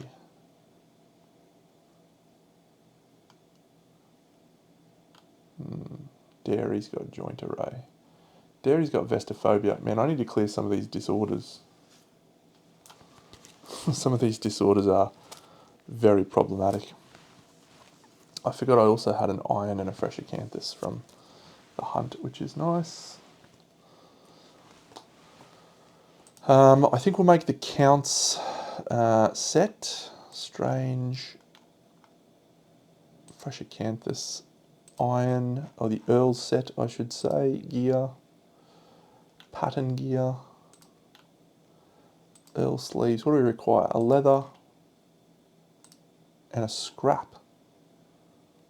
Why does it say we don't have a scrap? We have a scrap? What's me scrap though? It's the iron. Don't really want to use that for that, believe it or not. Why have we got so few scrap? We really need to get more scrap. We need to go down into the tunnels. We'll make a monster grease.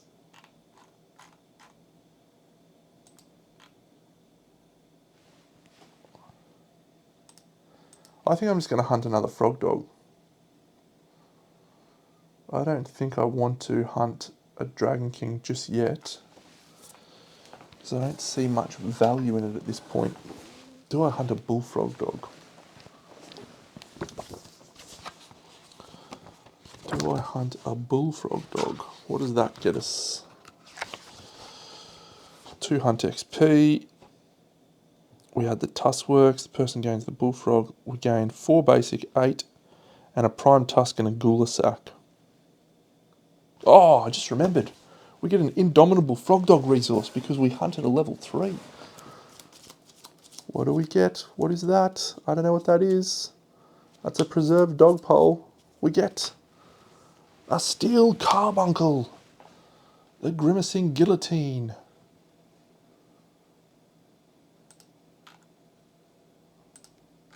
That is also an iron and a scrap.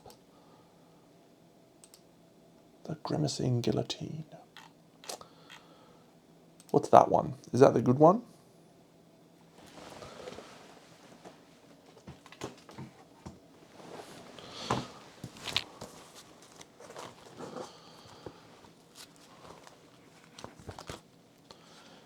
Answer to that question to come shortly. Grimacing Guillotine.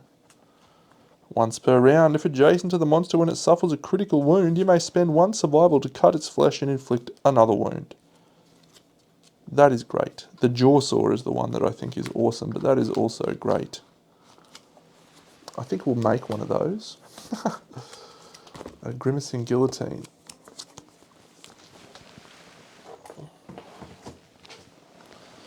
So I wonder if you can use that when it's a weapon, two-handed. It's a tool. Very cool.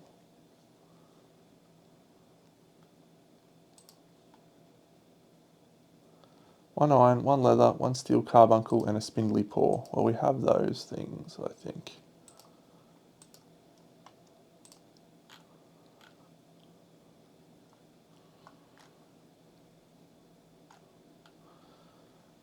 Do I have much leather?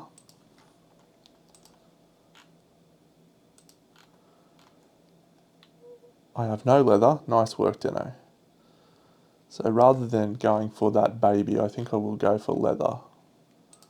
So we'll give old mate his reroll back because we need leather. See, I normally do this off screen. I'm normally like, yes, I need to do this, I need to do this. And then I can make some mistakes. Kale, have your reroll back. So I don't have a lot of hide, but let's go 1 hide.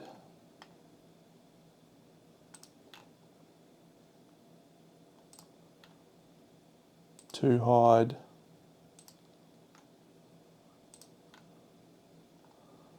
Three hide, 4 hide. 5 hide. We'll go 6 hide. 6 hide. And then we'll also spend these 2 mammary glands to make that thingy juice back. So 6 leather. 1, 2, 3, 4, 5, 6. Cool. So now we can make the Grimacing Guillotine, which we will. Yes, yes, yes, yes. We can't now make the sleeves. We need a scrap. Come on. Would have liked the sleeves.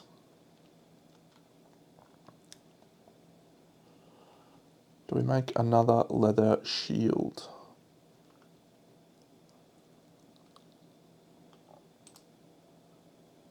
I reckon we might save our stuff for a beacon shield. All right. So how are we going to do this situation? Oh, I get an extra resource from the monster because of the scavenger kit. Have a waxy dermis. We'll just turn that straight into another leather, actually.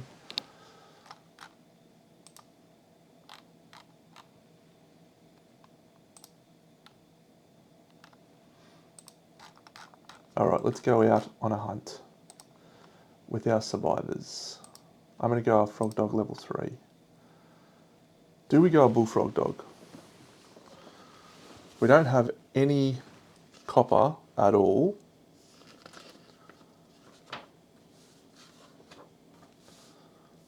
He's still toughness 17. He just changes up a few things.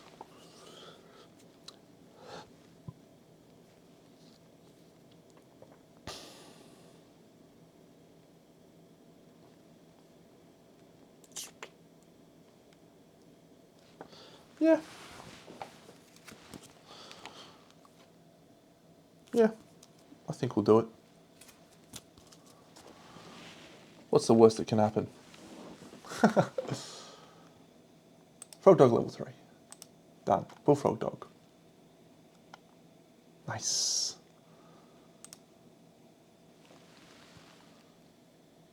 He's got so many more wounds though, Dino. He's got so many more wounds.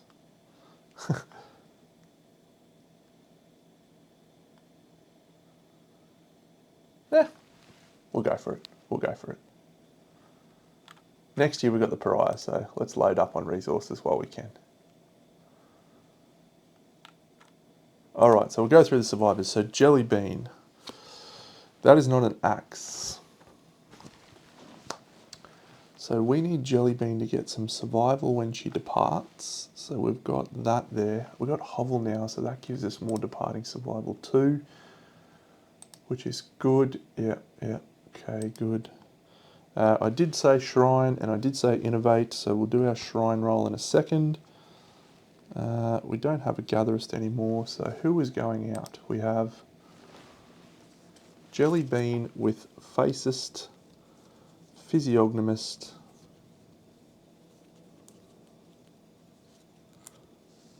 Stoneheart, and Desperate Strike that we are hoping to level up. And our Fast Twitch Strain that we might try for. This guy doesn't jump around as much, so that's good. We may still kill a survivor. So everything about that looks fine, except for this. I think maybe it's time we put this on someone else and just have a survivor that's doing nothing. So Monster Tooth Necklace would be good. This one is least likely to do that, so yeah, we'll do this. Grimacing Guillotine here. And I reckon we may go a shield as well. So Jelly Bean, E-Proctophilia has to depart with Stinky Gear. Monster Grease.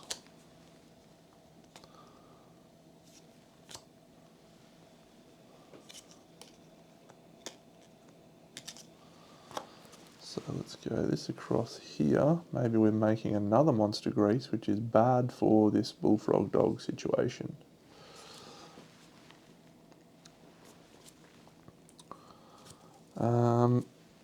Alternatively, we go, what, Fecal Salve? What else have we got that's stinky?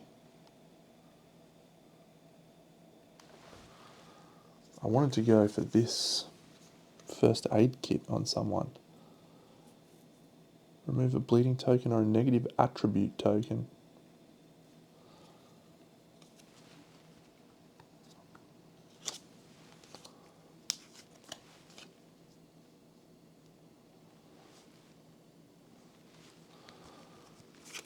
So yeah, so if we go that with the Mighty Bone Axe and the Monster Grease, that's pretty good. And we can just keep charging with the Mighty Bone Axe. Yep, like that. So over here, we another Monster Grease, probably.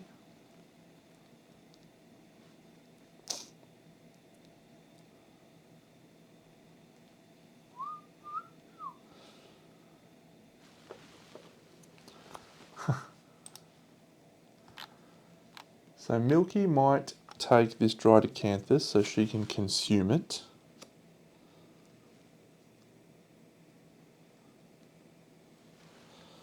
This might be better as a first aid kit, actually.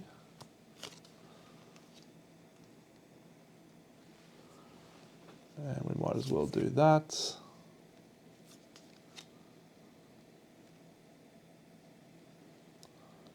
On arrival, all survivors gain survival. Yeah. So that's cool. And then we probably do still use the scavenger kit down here. Sickle and pickaxe, we need both of those in this hunt. We can probably get away without the sickle actually, so maybe we do that. We need this grimacing guillotine. This is a great weapon.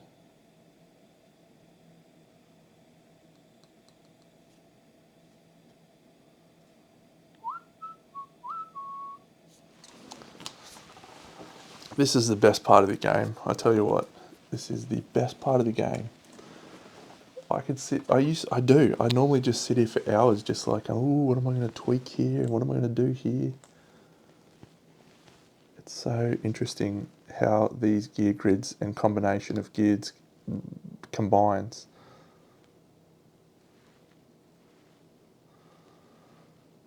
Alright, so that's fine. Let's look at Taco actually. What loadout do we want you to have? Lucky Charm, yes, and Fish of Abundance, yes. You need the mask, you need Monster Grease. Do you have anything hyperactive, acid palms, destroyed genitals? You got feedback loop, okay. So you don't need a grease if we don't want to give you a grease. So we could give you the Grimacing Guillotine.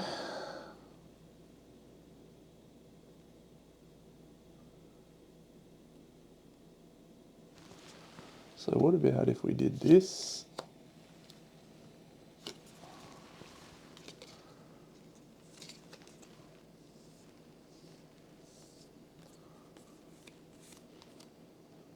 This. This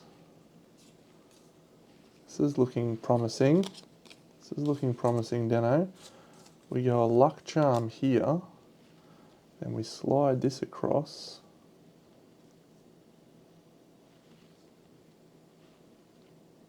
We've got the Frog Dog boots. We got the fish.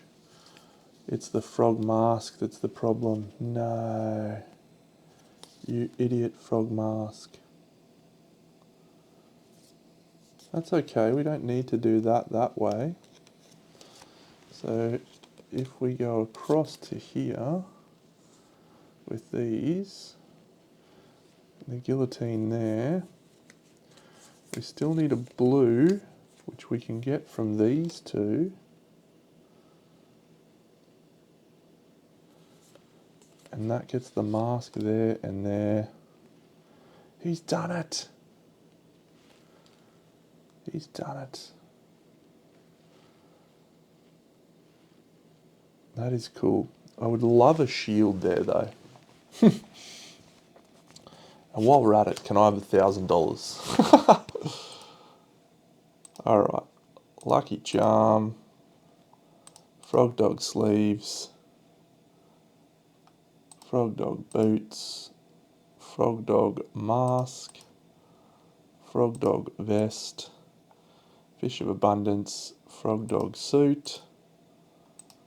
Grimacing Guillotine. Pattern gear.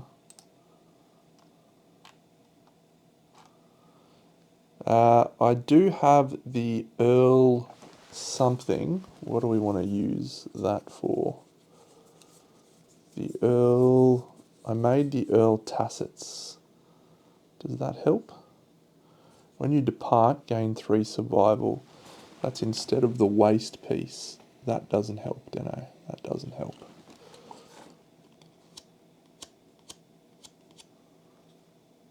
No. So we won't use them just yet. So he's good. So he's not getting the evasion anymore, but he is getting 3 luck. And when he departs from... Yep. Fine. And he's an absolute beast. We're happy little Vegemites. Milky. Milky's going for Scythe. This Grapple Claw might not be enough. Do I make another round leather shield? No, we've got to take the consumable Acanthus. That's fine. So Vegemite's loadout. Vegemite can be in purple. Vegemite can use this chick with the Sword of Doom.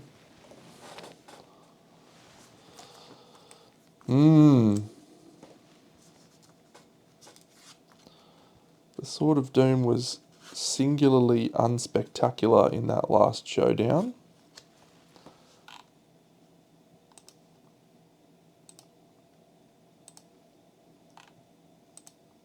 Does it hit enough? She's got Hoarder, the Disorder.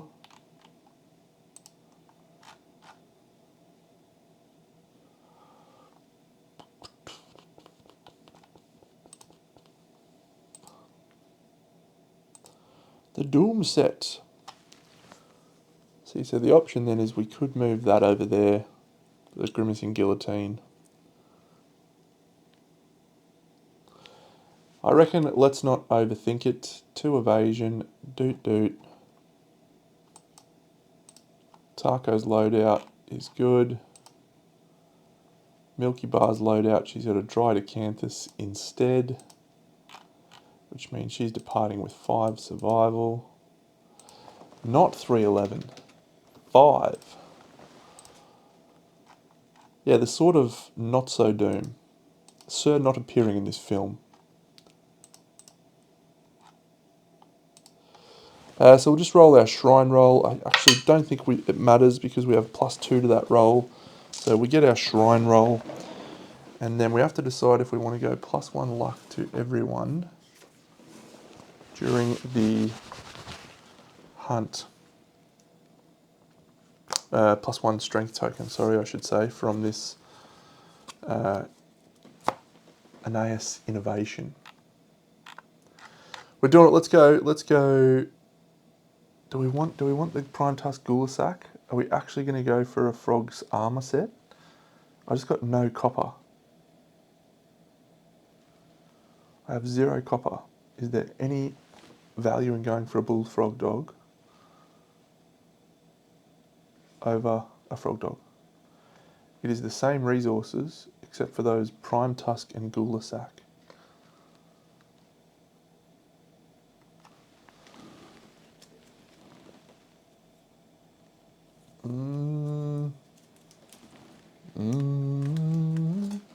We'll just go the normal Frog dog.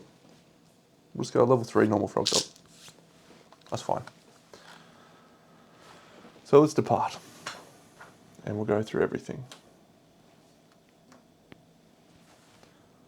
Depart.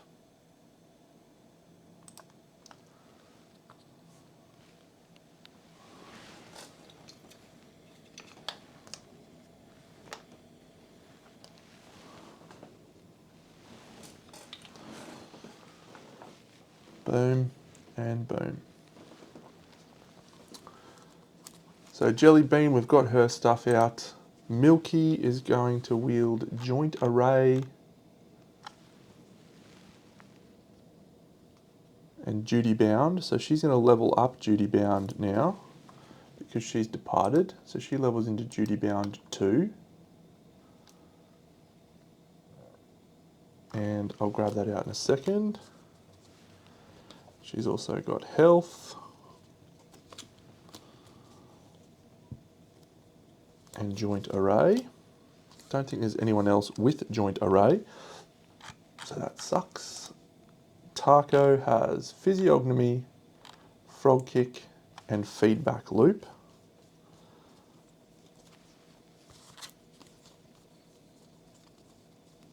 Feedback Loop, when you gain a token, so he's actually probably leveled that up by now.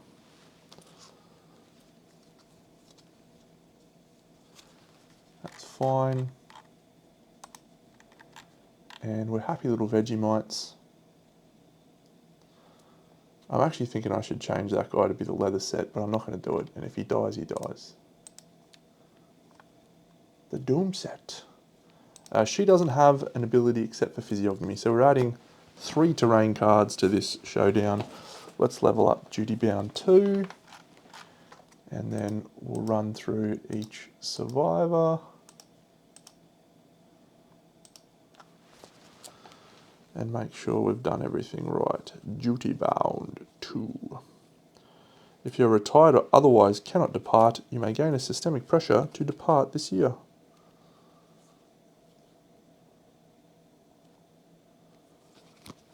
Oh. I just remembered what Duty Bound does when you get it to the maximum level. It's tremendous.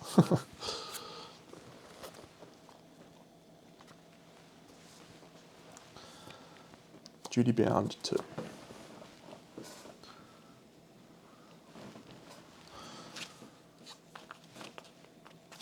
Cool. Alright, so first hunt event, we're down here. I'm going to shuffle these.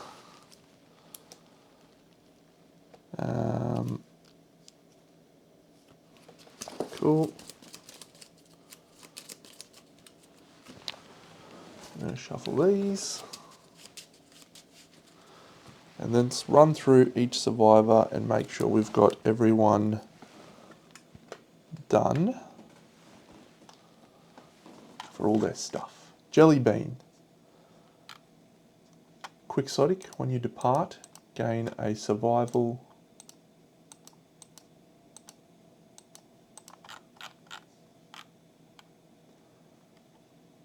and a strength token. Done. Battle drunk doesn't apply yet. And she level 4 on her axe. Yep. Milky. Oh, yep. She gains a understanding, so she goes to 8.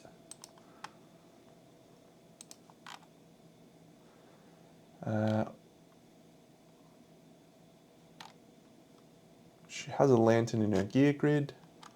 She has a accuracy from that. She has a luck from that. And that's it for her. Taco, you animal. Frog kick, so good. Hyperactive, analyze, destroy genitals, feedback loop, excellent. Vegemite, nothing. So do we kill someone to gain, with 0 hunt XP, a strength token for everyone? Don't think we need it, no. So we won't. We will not. So the first hunt event will be wielded by Jelly Bean. I definitely didn't do the understanding. She's going to gain a tinker, and she's going to roll a 6, which is gain an additional endeavour. I think insight, settlement phase, gain +1 endeavour this settlement phase. Someone remember that for me. 7 and 1 understanding. We also gain a new seed pattern. Armorsmith's tongs. They're pretty cool. Don't hate them. And we flip a random event and we get 96. Did we just get on a stone face and we're going to jump on this guy's fight straight away? No, it's a cloaked stranger. The event revealer, Jelly Bean, approaches the stranger and rolls 1d10. The stranger ripples in and out. Gain a bleeding token and forget one fighting art of your choice. Sure. We don't need to do that. We don't have a fighting art. Doesn't say forget a knowledge.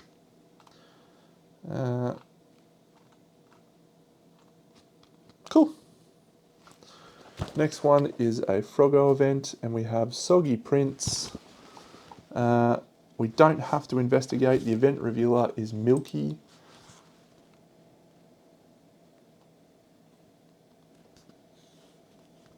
We'll just roll a random hunt event, I guess. 2. Corpse. All survivors lose monster level survival. 1, 2, 3. If we have cannibalize, we gain a random basic resource. Thank you. A lantern. Nice. We need scrap. Alright. What's the survival situation? Taco's got 0. Awful. Random event. 75. It's so close to a prospector's key.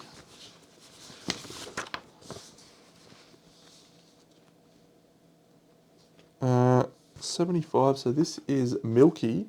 She's going to archive a gear of her choice from her gear grid. It's probably going to be the rawhide.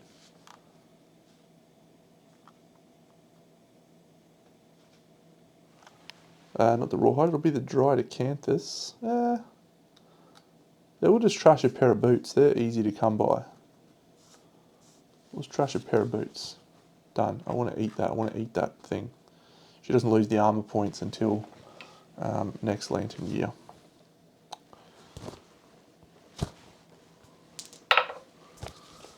Feet again.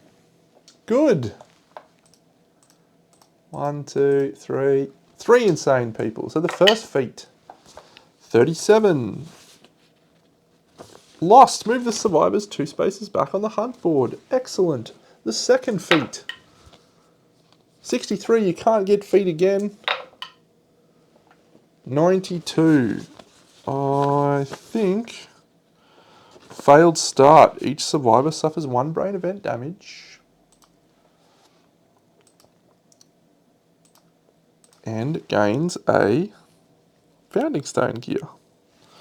We'll take a founding stone here. On this guy, you can have a founding stone. And our third one is 55. Mudslide, maybe. Bloody River. Mudslide. Each survivor rolls 1d10. If any survivor has a whip, they do not roll. Excellent. Taco. Taco rolls a 3. Suffer 2 event damage to your body and archive all fragile and soluble gear. He does not have any, so that's good. Or was it 2 event damage to your body?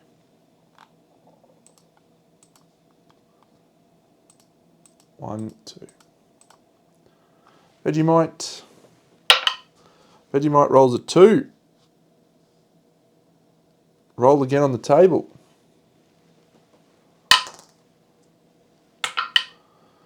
Roll again on the table. Random hit location.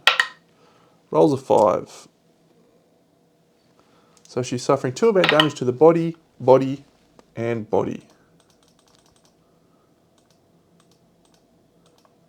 So that's gone well for her, that mudslide. And she lost her grease. Bad hunt event. Where's all the ones that give us courage? 80. Can you believe we're so close to 79 and we don't get it?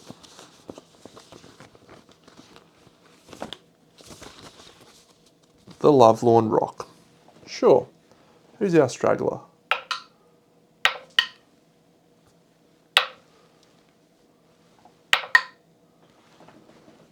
One, 2, 3. It's Milky. Alright, I guess Milky's going to give up her founding stone that she just got, and she's going to get herself a glorious Lovelorn Rock. Love a rock? Not. I got the card too. Stupid rock. You will never tear us apart. Boom, boom, boom, boom, boom, boom. Rock on. 46. It's not Gambler. It's a river. The survivors must investigate. Non-insane survivors suffer 1 brain event damage. Vegemite. Enjoy that. River.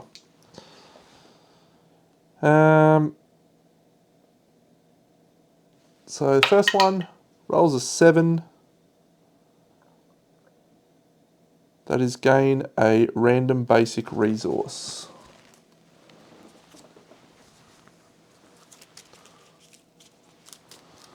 So our next basic resource is a monster organ. Next person rolls a 8. Gain a random basic resource. A skull, gain an insanity. We'll give that to Vegemite. The next person is Taco. Taco rolls a 6. That's gain a random basic resource. Taco's not wearing heavy gear. A monster hide. Last one. That's another 6. Gain a random basic resource. But we didn't find the guy. So we have to roll again on the hunt event table. The never-ending hunt phase. Na na na na na na na na na. There's another mudslide. The person with the whip doesn't have to roll, so Taco. Taco suffers 2 event damage to a random hit location, to the boots. Roll again. Taco rolls an 8. You reach higher ground, you're caked in mud but otherwise unscathed. This could be again another day. Milky doesn't have to roll. Jelly Bean, another 8, you're fine. And Vegemite. Do you have a whip? No. A Lantern 10, Vegemite. Gain Insanity. Cool. Let's do this frog. Wet ground. Each survivor rolls 1d10. Alright, we'll start with Jelly Bean. Jelly Bean rolls an 8. Gain an Insanity and an Understanding. You win as an omen. We've got 3 omens at last. But unfortunately, she's probably going to die right now.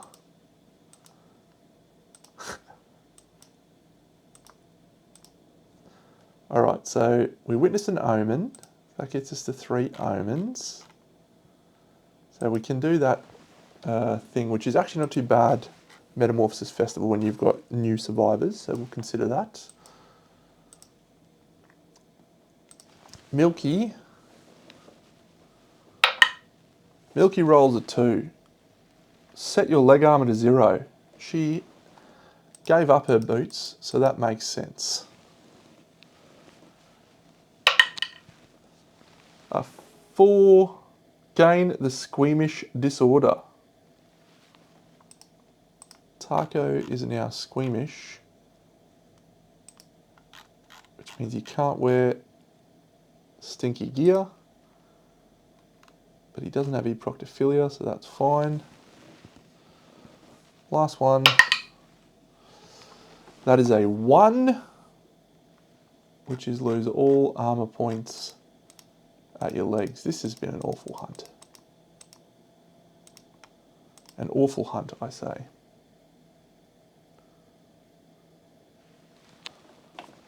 Overwhelming Darkness. Let's do that. The first person... oh, sorry, we've got to do the Understanding event from the Pariah. We could lose that chick now. Oh. So yes, if you didn't know, any time you would gain White Secret and you have the Pariah in your settlement, because of implanted memories, if you would trigger White Secret, instead you trigger Dark Secret. And Dark Secret is not good. So let's roll a 6. That's good. We didn't die. We don't have storytelling, so we gain Indecision and 1-2. Cool. Jelly Bean, she loses eproctophilia and she'll gain Indecision. And then she's got the ability 1-2. 1-2. And that is, if she dies, she splits into 2 survivors and they both get half a grid. That is sick.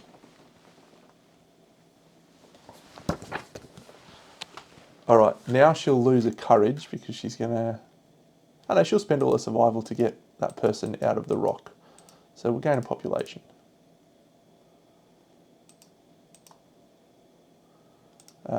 Gussie. That can just be Gussie for the moment. We'll come back to Gussie if we need to. Okay, next person rolls a 9. That's suffer a -1 accuracy token, which we can discard. Or 1 event damage to the arms, sorry. So Milky, 1 event damage to the arms. I better check it. It's one of those 2 things. 7 to 9, -1 accuracy token.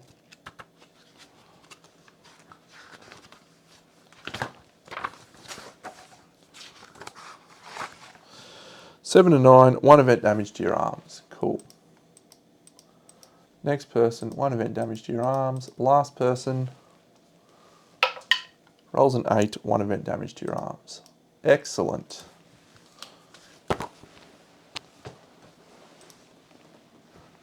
Here, we're going to do mineral gathering after this. We don't have eproctophilia.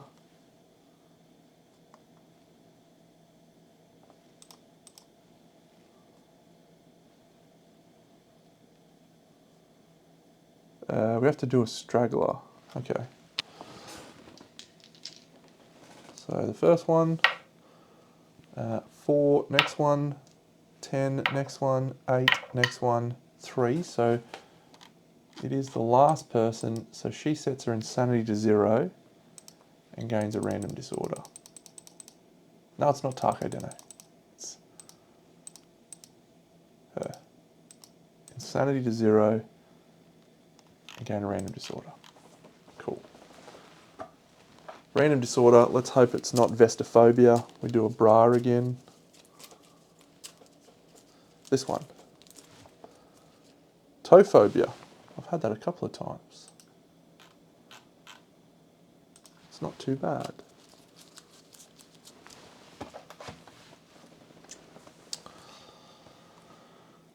All right, mineral gather. That's a 7. We gain an iron. And our pickaxe does not break. Very good, very good, very good. Here, it's a random event. 14. Have we just had a visit from Snow the Saviour?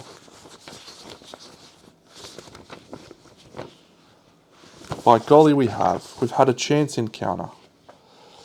All survivors are not insane. Oh my god.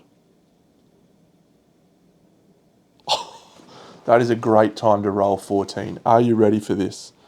All survivors are not insane. Thank you, Vegemite.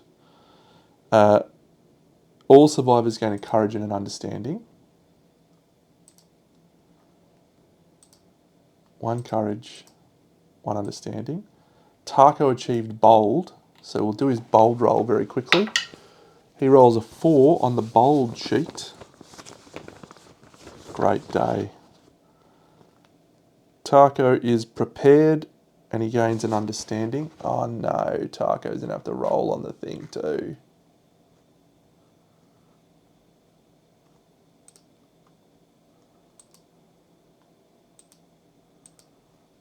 And he's prepared.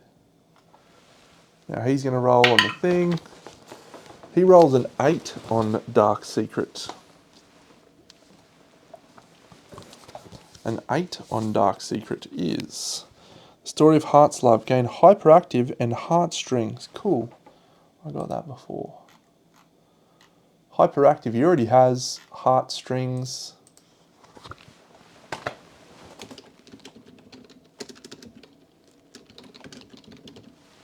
Fine, fine, fine.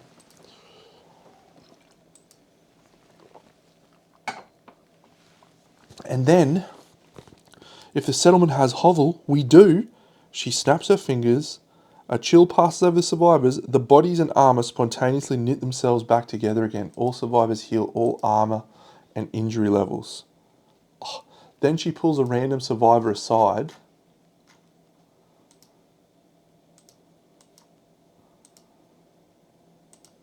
And they gain a +1 accuracy token.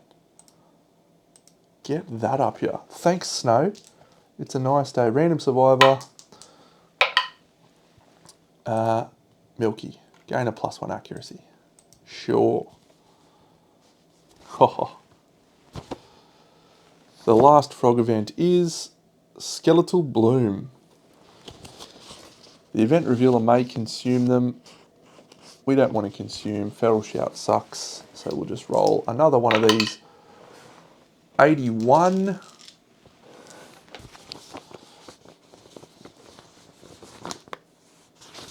So close to a dying prospector.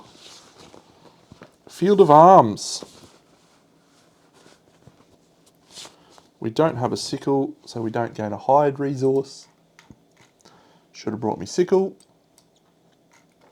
And we've made it to the showdown. That was a tumultuous and long hunt phase. We're just going to pop all of these back here just to make my life easier.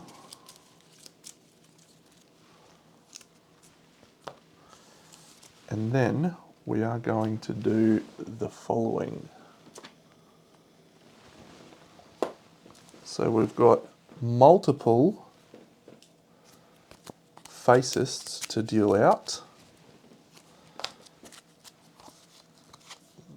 We've still got those gear cards.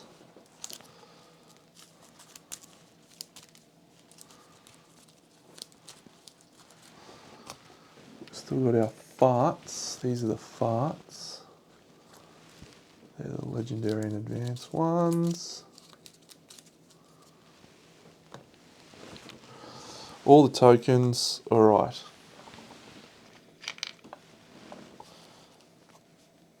So on arrival, because of the first aid kit, we gain 3 survival. So that's good. We've got some survival on people. Very nice.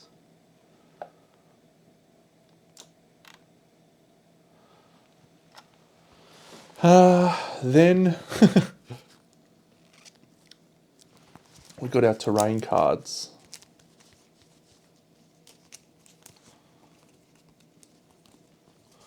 Which I just shuffled into the resource deck like a fool.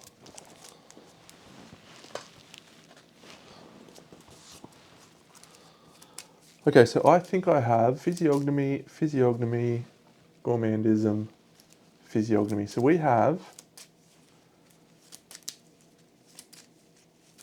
3 additional terrain cards added to this showdown. All right. The first 2 are, yes, oh, it's an ore vein or a perfect lantern. Now we take the perfect lantern so we can get this wrought ironworks thing happening. Have we got the chick with hoarder? We do. All right, Dano, relax yourself. Debris or tall grass. We'll definitely take tall grass. And the last one is 2 acanthus plants or a toppled pillar. We'll take acanthus plants. Okay, this perfect lantern situation. We have to harvest this, Deno. You have to make this happen. 2 tall grass and 2 acanthus plants.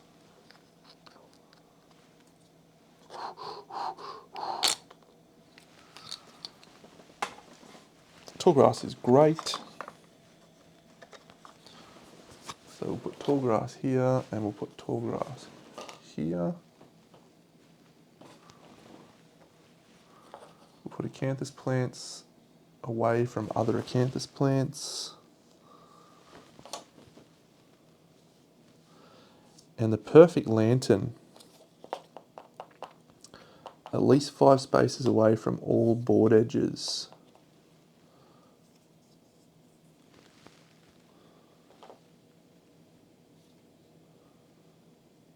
Don't want the froggo to knock it over before we've had a full proper crack of harvesting the thing, so we might just go there. If we go like that, yeah, I think we'll go like that. He's unlikely to run through that. He's unlikely to run through it. Okay, so the person we want to get attacked is probably Vegemite. We don't really care if she dies. So we're going to put her in front and we're going to start her with this perfect lantern resource thing like so. This chick will go here. And these 2 will go here. And we'll call it a day with our starting stuff. So we don't have a token on the Sword of Doom. We've shuffled all of our cards. Let's go, baby. Let's go. Don't be a legendary. It's a legendary. No, I didn't shuffle the cards.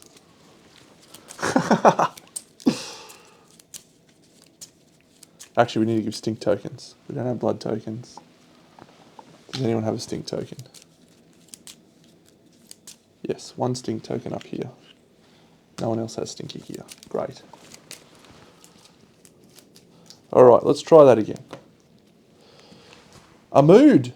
When this comes into play, the monster gains a +1 damage and a -1 toughness. Discard this after performing the monster's trap. While this is in play, all survival actions cost an additional survival to do. That is crazy. And at the end of his turn, he puts a fight out. So the person who has a stink token suffers 1 damage to their hands. Survival actions cost additional. That is awful. Okay, we're going to start with Vegemite, and she's going to use a lifetime reroll here if she can't roll a 6+, I reckon. Because this perfect lantern thing we need to get. Pyrolytic light. If you have Hoarder, add +2. Each survivor may use this once per showdown. While you're adjacent to this, increase the range of your perfect hits. Doesn't help us. 6+. Come on, Tenno. That's a 2. She'll use a lifetime reroll into an 8.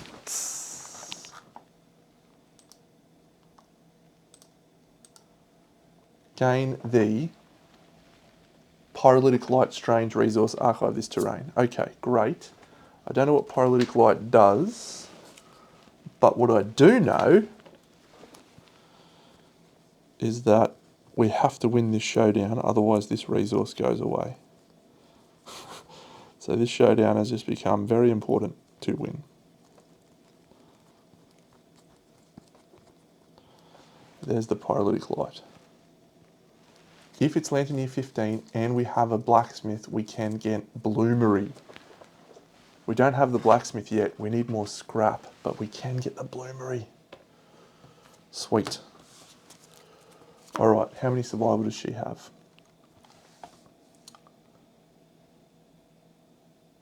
Cool. So she will move back here, and then she'll spend 2 survival to put up her Doomed. And that she has to spend 2 survival to surge because of this stupid thing. So she gains a Doom token, and that's great. All right.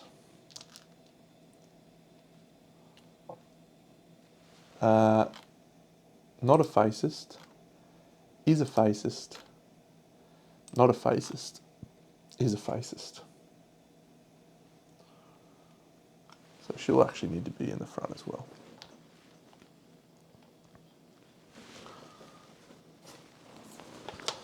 So she's going to attack from there using the Mighty Bone Axe.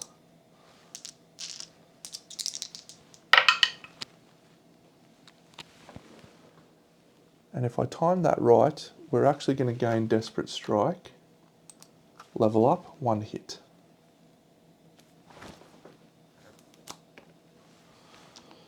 Failure reaction is bad, but this is attack 4, 6, 2. So we're wounding on 3s, and we have an axe specialist, so we can re-roll that failed wound into a 8.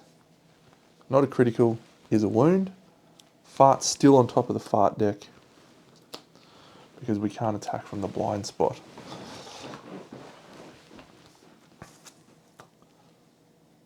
We will then move into the grass. 1, 2, 3, 4, 5. We're into the grass. She's done. And she's done. So Taco, we might do the chick with the grapple claw. She's going to surge to eat the dried acanthus. She's consumed on the hunt or showdown, so she gains that. She gains a strength token.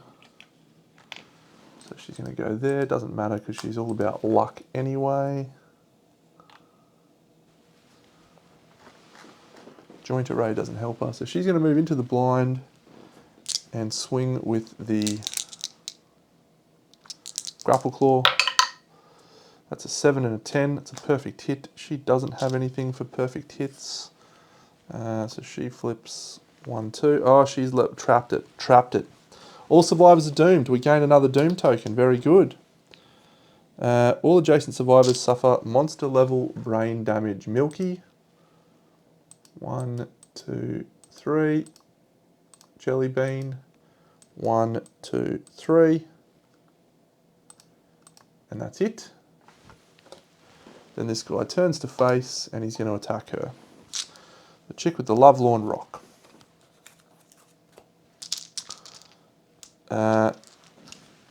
He's got so much damage tokens.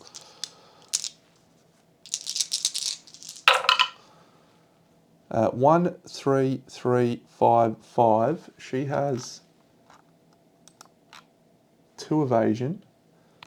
So the 5s are still going to hit. That's a shame. Hand in the body. 1, 2, 3, 4. 1, 2, 3, 4 because of the extra damage token. She's not dead, she's not knocked down, but she also can't knock off the fart that we get as well. Fart, fart. Awful times. Our faces with the crit thing. He's going to go.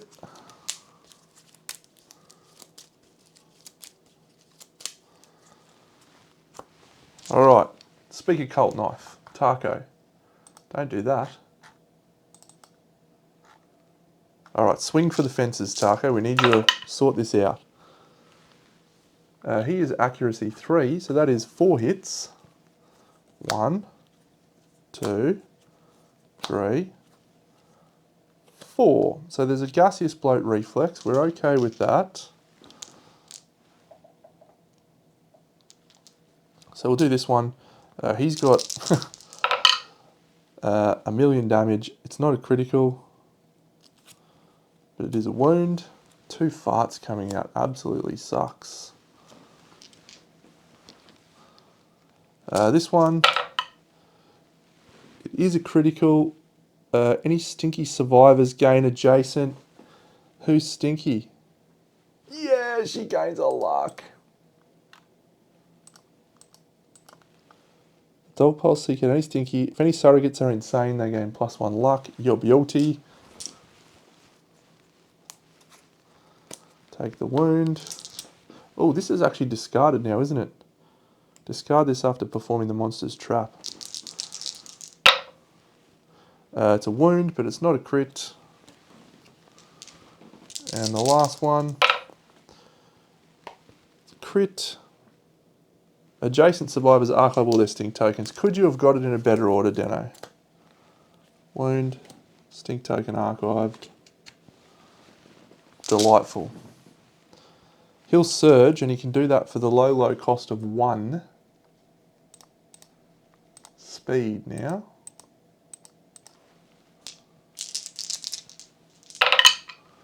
One, 2, 3 hits, including 2 perfect hits, which doesn't help us. Impervious, reflex, reflex.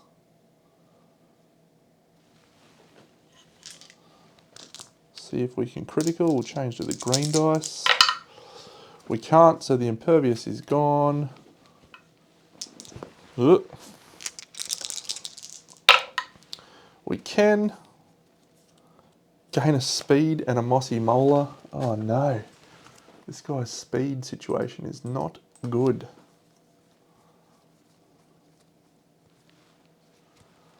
Mossy molar. Okay, so fist and tooth proficiency point, yes.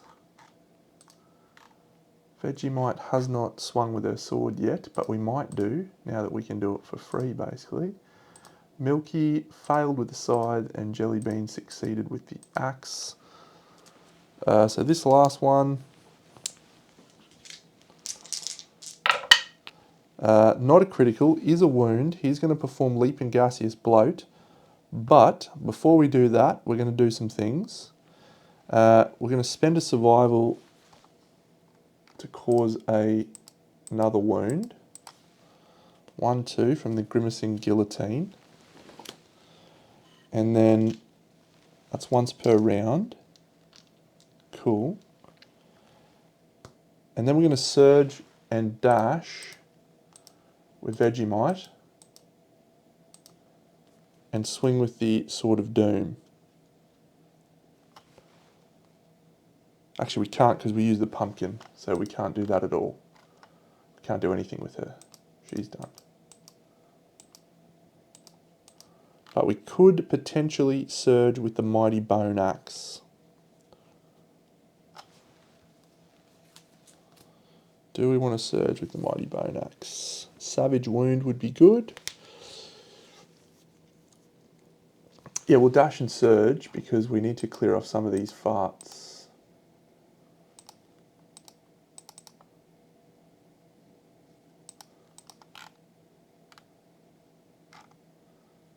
No, she can't because she can only attack in the front. So we'll stay where we are. So we're going to have 3 farts to contend with. 1, 2, 3, 4, 5, 6. Jumps to here.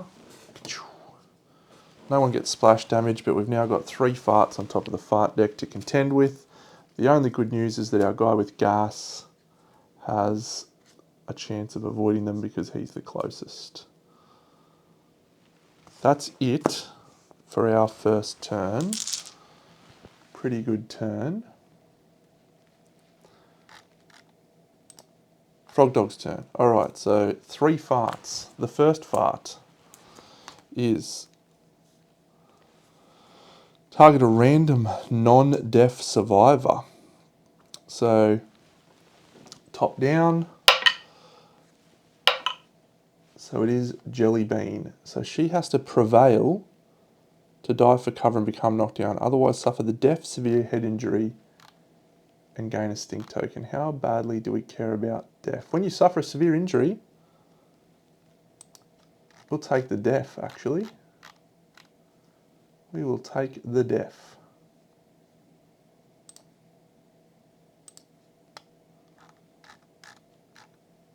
Gain a bleeding token. And gain a stink token. So that's fine. Next one. Uh-oh, the emission zone. It is just him at the moment.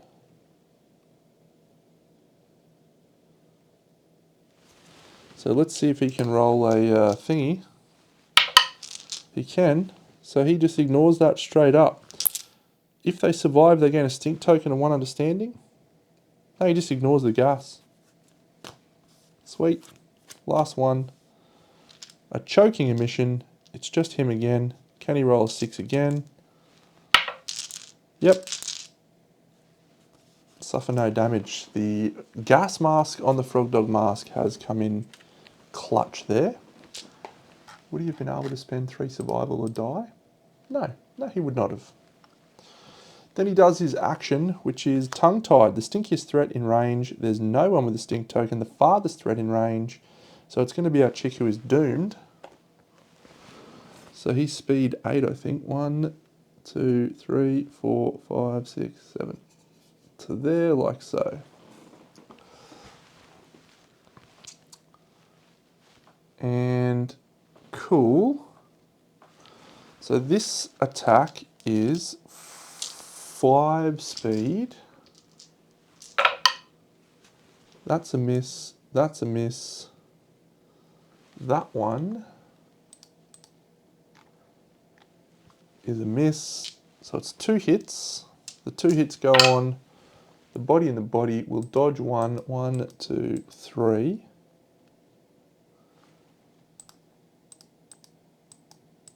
And that's it. And there's no gaseous bloat applied.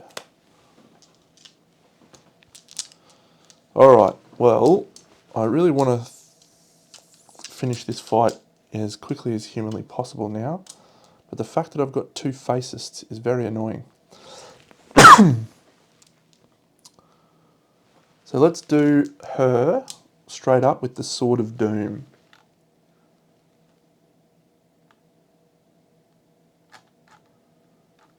So yep, so she'll attack Sword of Doom, hits on a 4+.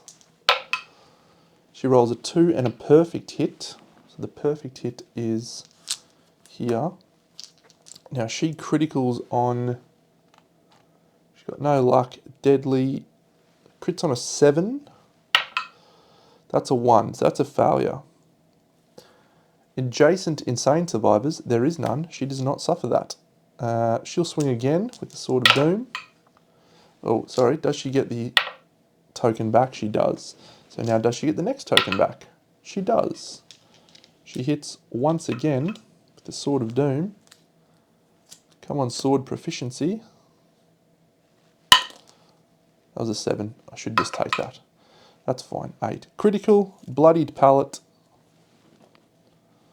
elastic tongue, do a wound, get a sword proficiency point. Elastic tongue. And then she will move to there.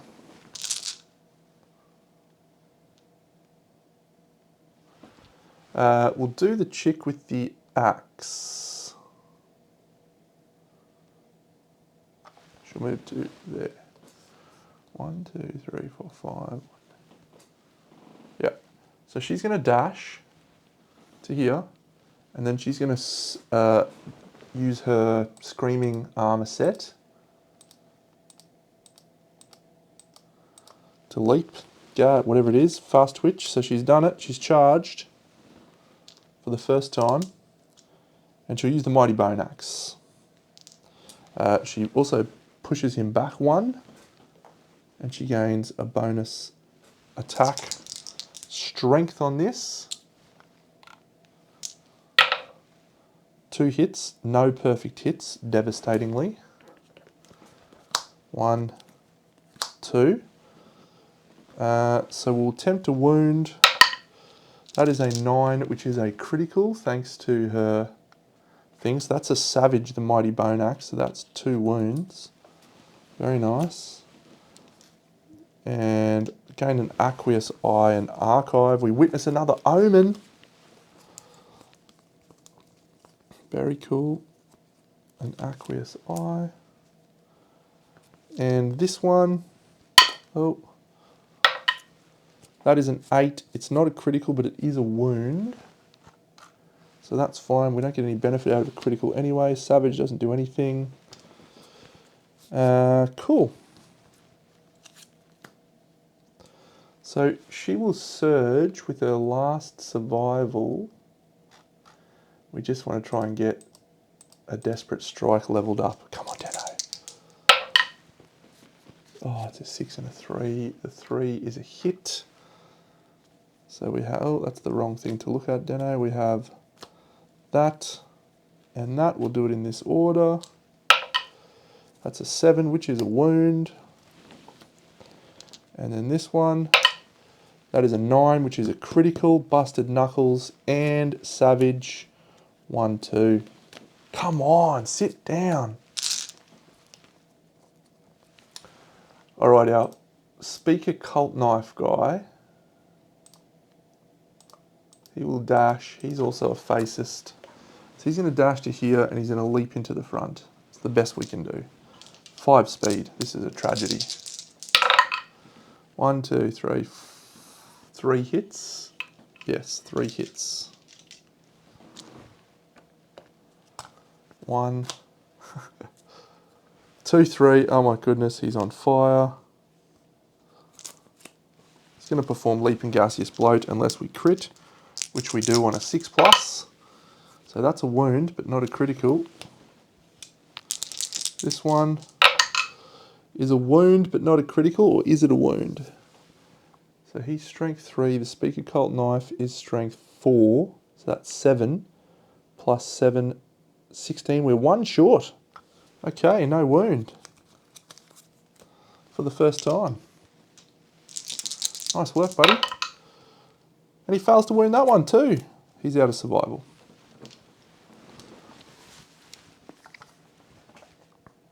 Done, done, done. Whip guy.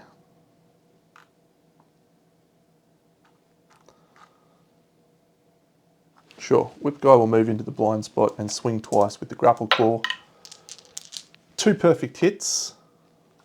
Why couldn't I roll that on my Savage Bone Axe chick? Wound. Wound reaction. So we're critting. The only way we wound here is on a crit. And we crit on a 7. So that's a 6. So we fail that one. And this one, that's a 4. We fail. Perform leap and gaseous bloat. Of course he performs leap and gaseous bloat. 1, 2, 3. He jumps to here. Puts a fart down. It's his turn. What a buffhead. He farts. Target a survivor adjacent to the most other survivors. They gain a stink token and suffer monster level. All survivors adjacent suffer monster level damage to the legs. So once again, the survivor that is adjacent to the most survivors will target the guy who on a 6+ ignores this. He does indeed ignore it. The static emission is ignored by the gas mask. That has been 3 clutch gas mask rolls. The frog dog set is awesome. We flip his AI card. Oh no, metamorphosis.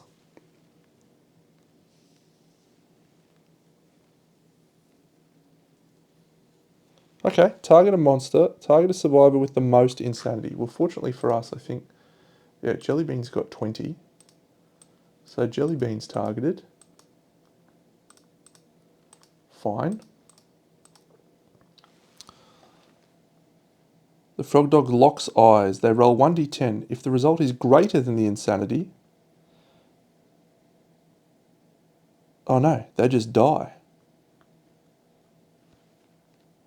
Jellybean's dying 1 away from that. No! She can't fail to die.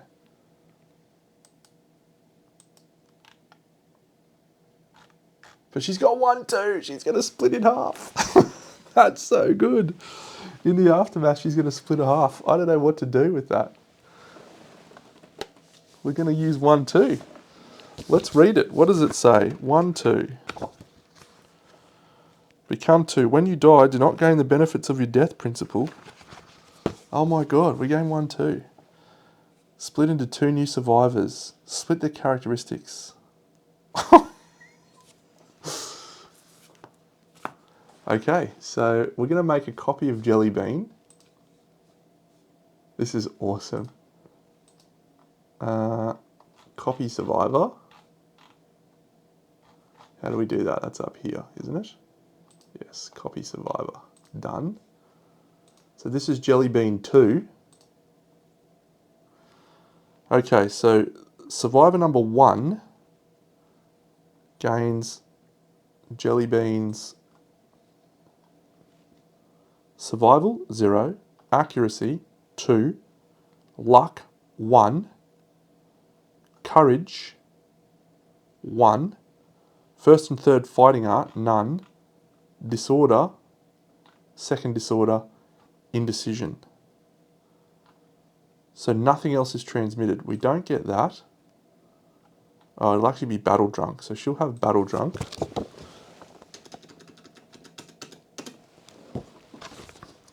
Doesn't have quixotic. Doesn't have indecision. She doesn't get any weapon proficiency points. Oh my god, we were so close to getting axe mastery. So she has no understanding.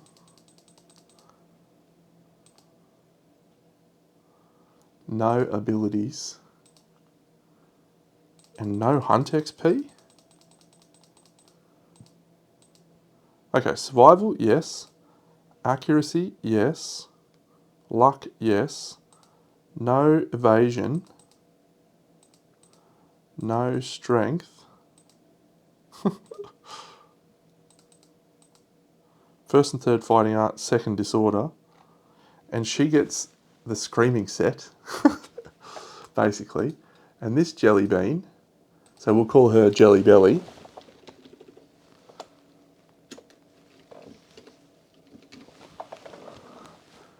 And we'll make her yellow. This is so cool.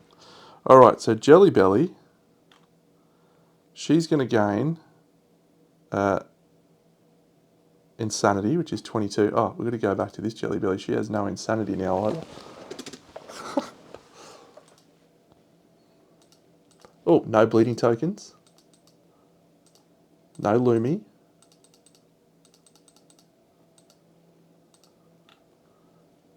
She's got the full Screaming Armour set. She's got no Physiognomy. She's got nothing. No Desperate Strike. So close, but no. None of that, and none of that. This Jelly Belly, no Survival. No bleeding tokens. No Lumi.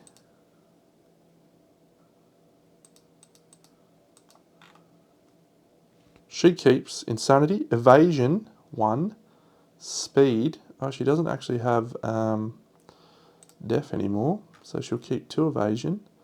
She's got Speed, she's got Understanding, the 2nd Fighting Art, and the 1st and 3rd Disorder. So she keeps Quixotic and Indecision. No Tinker. Oh no, she will be a Tinker. No Axe. No Stone Face Engraver. She keeps her Understanding. She's got Tinker. She's got no Hunt XP.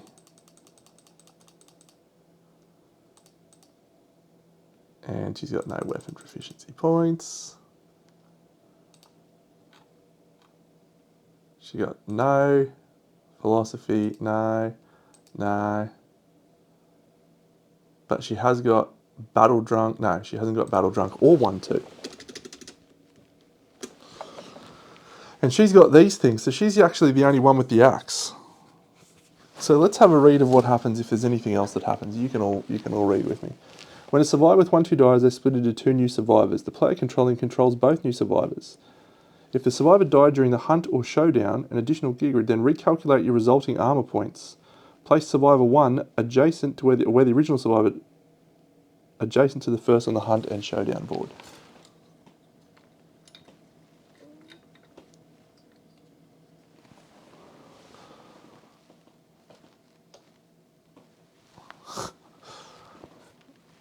It's a great day. Anything else about that? So do they get to act now? How good. Okay, thank you, Metamorphosis.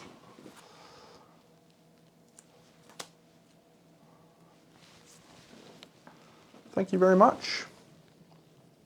It's been a real pleasure.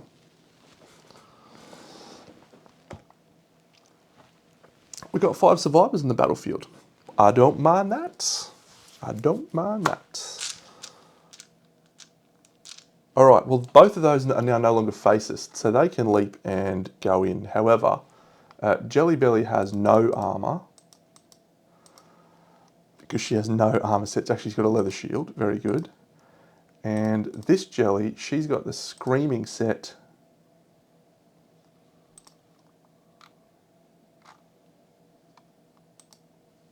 With no shield. I didn't give her a shield stuff, so that's fine. I'm going to give them both their lifetime reroll back because it says you take nothing else over. Yeah, that makes sense. All right, so this chick's going to leap 1, 2, 3, 4, 5, 6, 7 into the blind. One is Jelly, the other's Bean. Great call, great call. That is a tremendous call, time stop. Jelly and Bean. Couldn't have happened to a better combination. Mighty Bone Axe in the rear. So Bean has 2 accuracy. Hang on a second. Which one was Bean? Oh yeah, so Bean keeps the evasion and speed, loses the accuracy, loses the strength.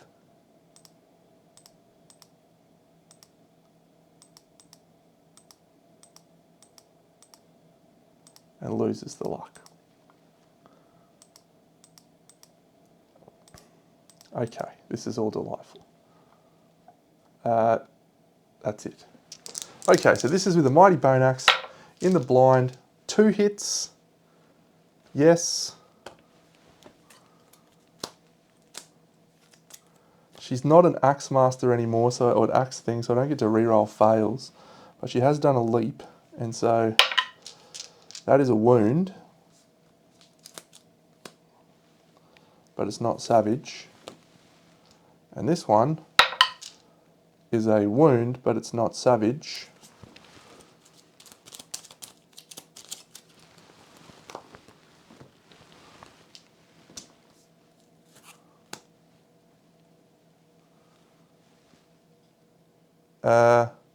Will leap. He can't because he's not a facist. Actually, I think the legendary card turned us to face because we turned to intimidate. So he will leap into the tall grass and have an attack with his. Hang on, how many speed is he? He's 5 speed. Is that 4 hits? 5 hits? Alright, Taco is accuracy 3, so that's 5 hits. Bean has gone. I actually think that there is not enough cards in the deck for me not to draw the trap here, because there's only 4 cards left. Oh, look, it's the trap. Knowing that, I should have gone with someone else. I'm going to do that. I'm going to go with this chick into the tall grass. Grapple claw. 2 hits. Trap. All survivors are doomed. All adjacent survivors suffer brain damage. So Milky, brain trauma. Rolls a 5, which is actually a 7.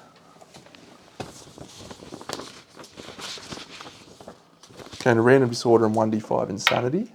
1 insanity. And I'll just random this disorder like this. Cool. And Bean goes down to 17 insanity. How good is this going? And perform basic action targeting the attacker. 5 speed. In the grass. She has grease on. No, she doesn't have grease. She's evasion 2, 4. Needs 7s to hit. 2 hits. Dickhead. Head. Suffers 3 damage. Boots. Suffers 3 damage. 1, 2, 3. 1, 2, 3. He puts a fart on the fart deck. Alright. Now we jump in with our guy. And he'll roll his attack rolls again. And I bet he rolls 5 hits again. He rolls 5 hits again. And just don't flip the trap, Deno. 1, 2, 3, 4, 5. Delightful. We got a failure, we got a failure. We're unlikely to fail.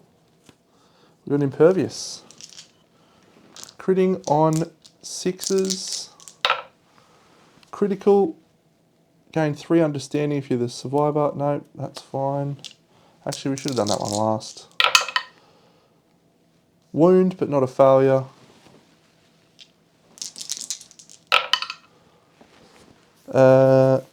What is the net worst one next? This one?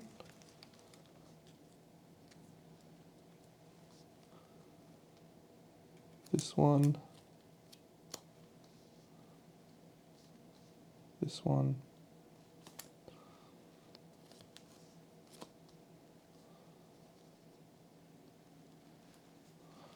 We rolled a 1, so we failed. Which I don't think about doing, but that's fine. Perform leap and gaseous bloat. I've dropped my mouse on the ground. It's all gone to pieces. Come on, Deno. Get your head in the game. Alright, leap and gaseous bloat. So he goes over to this one here. 1 to 5. And he puts a fart up. That's it. Our Doombound Sword Chick is finally going to get a chance to shine. She's going to dash and leap from here into the blind, into the grass, swinging with the Sword of Doom. That's 2 hits. There is a reflex, but we're going to do this one first. So she's activated the Sword of Doom. Does she get it back? She does not. She's probably got more than that anyway. So criticals on like a 7 or something.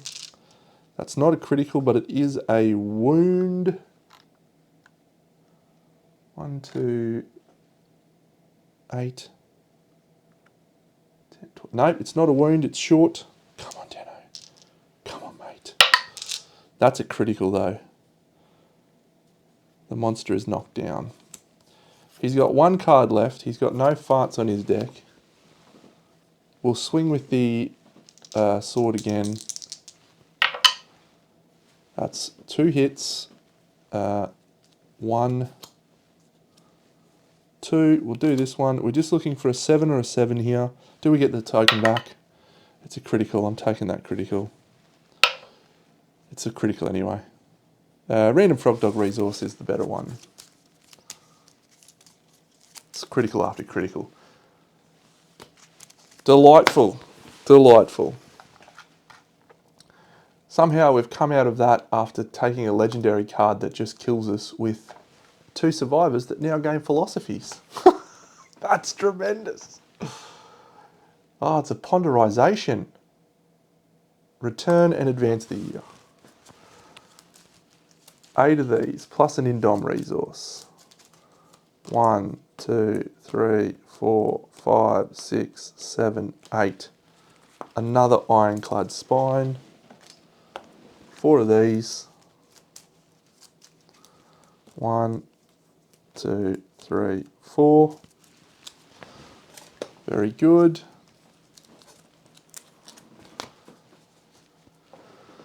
The Pyrolytic Light.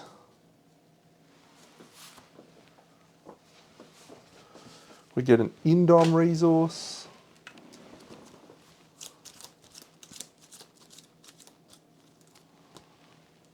A Guild Fungus.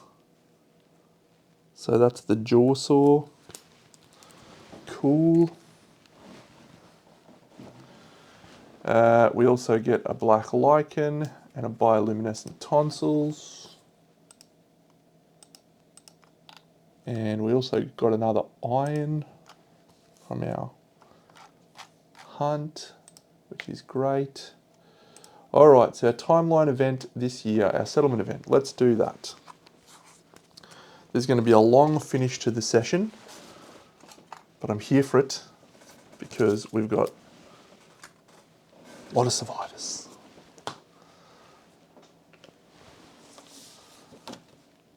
And we've already added the Bullfrog Dog. So we're going to have a pariah fight tomorrow night. Settlement event. Give me that one that's. Give me the one that gets me Marrowism. I'd like to get Marrowism at this point.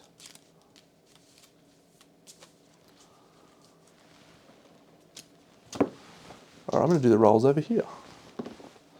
This pile. We'll split this pile in half.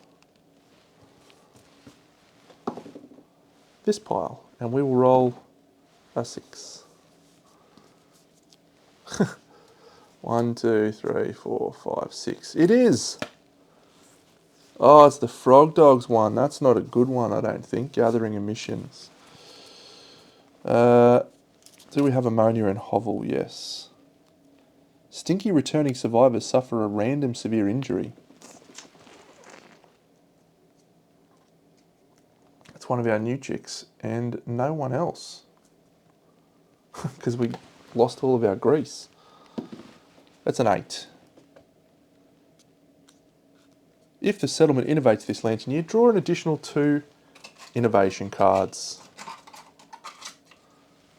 Thank you, Gathering Emissions from the Frog Dog.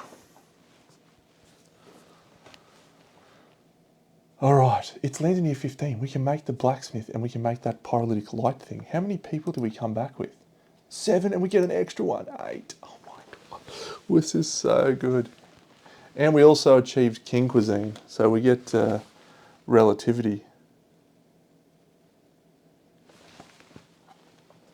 Relativity is extremely powerful, but yeah.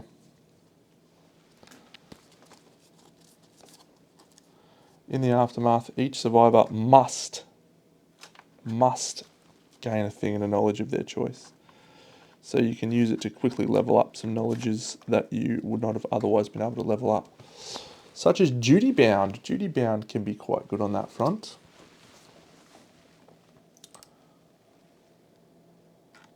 Alright, I'm going to put in our resources because we've got a lot of them. Frog Dog, Guild Fungus. Excellent. Basic. Hide, hide, question marks, hide, Frog Dog, supple nose, ironclad spine, oily sphincter, spindly paw, mossy molar, mammary gland, gaseous bladder, spindly paw, aqueous eye, elastic tongue, mossy molar, pyrolytic light.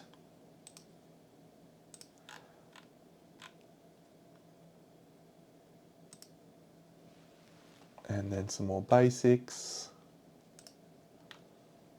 Monster organ, monster hide, skull, monster organ, broken lantern, and the iron, which I already marked. Cool.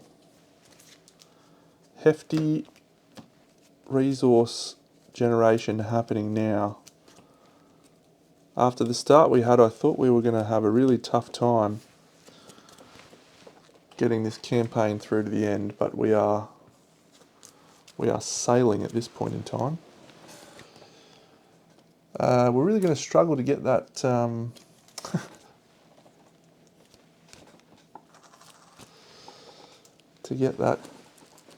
strain milestone unless we slow play.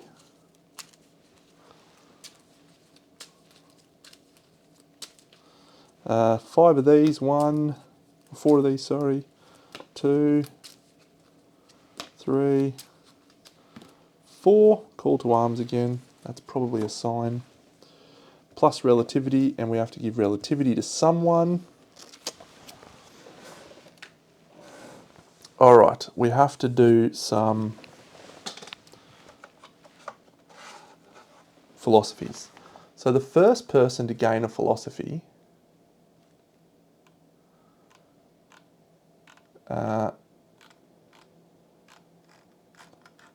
has to gain champion. So Jelly looks like she's got a luck.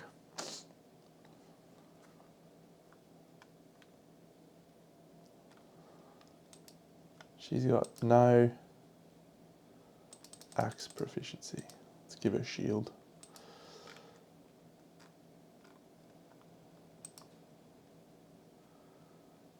Yeah, let's give her a champion. She has to take it. She's compelled.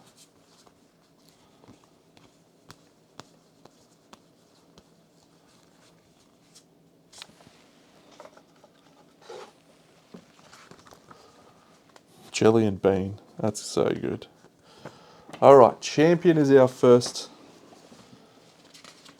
Compelled. You must depart if able to do so. Champions. Omen. Gain 1 accuracy. Knowledge. Story of the Hunter's Arrow.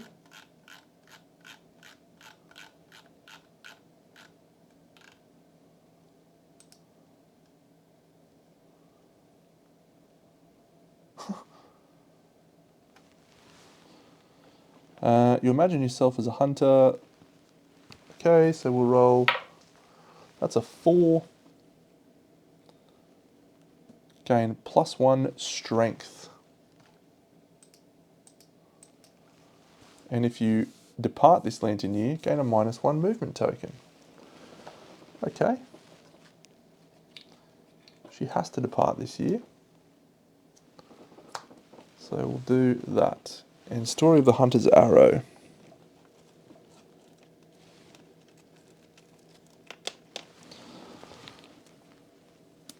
Chosen.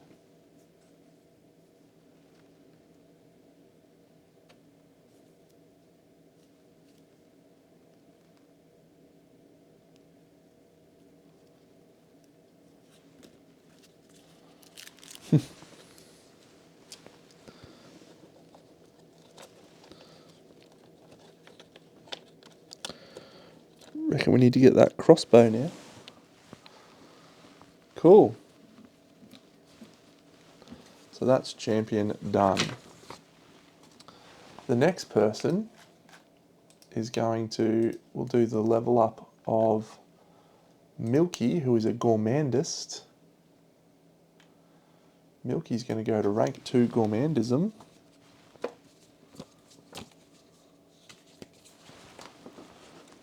And rank 2 gourmandism is gain a Lumi. And she will roll a 9, gain Juggernaut. Cool. Juggernaut's got great art on the card. I love it. All we want is Gastromancer. Juggernaut, look at the Juggernaut artwork.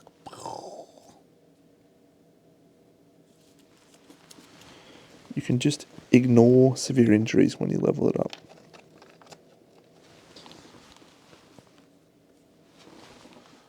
Okay, so Milky is going to gain, she's got Duty Bound and Joint Array, so yeah, we'll clear Joint Array and we'll take Juggernaut,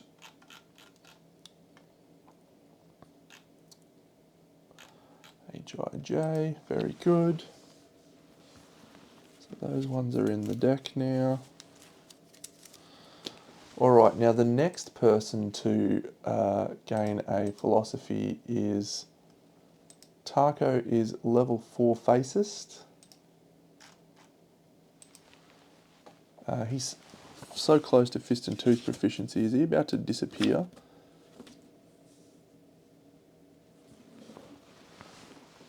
Gain a Lumi.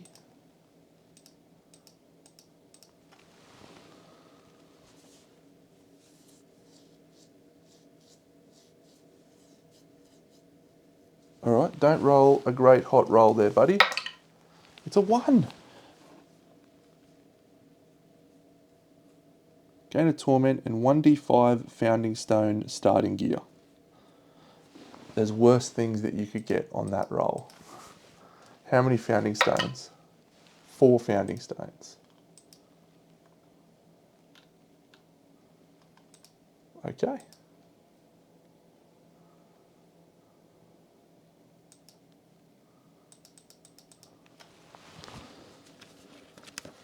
Excellent. All right, then we have 2 survivors to adopt new philosophies, and that is Bean and Vegemite. So Vegemite is going to flip out, and we get to flip all of them because, no, we get to flip out. How many stone-face engravers do we have now? We have 1.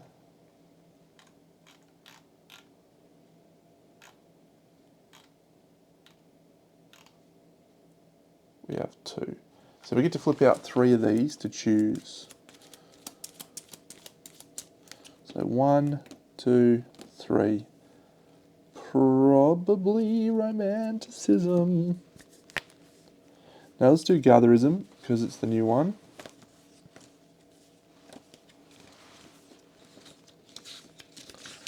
So our Gatherist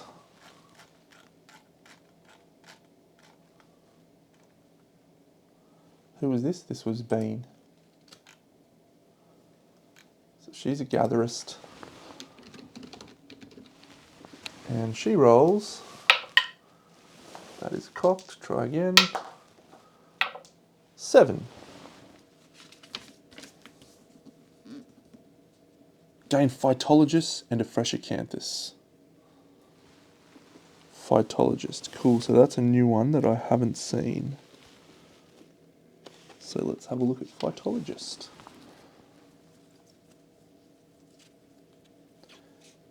Phytologist, you may add +2 to your roll. How do you get this Virid Grove hunt event?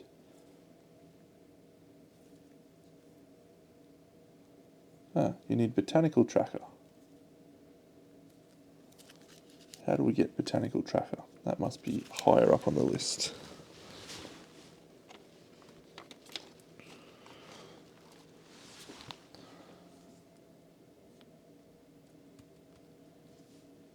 Plant-related hunt event, herb gathering of Virid Grove. Great. When does she level up into the next gatherism thing? At 3.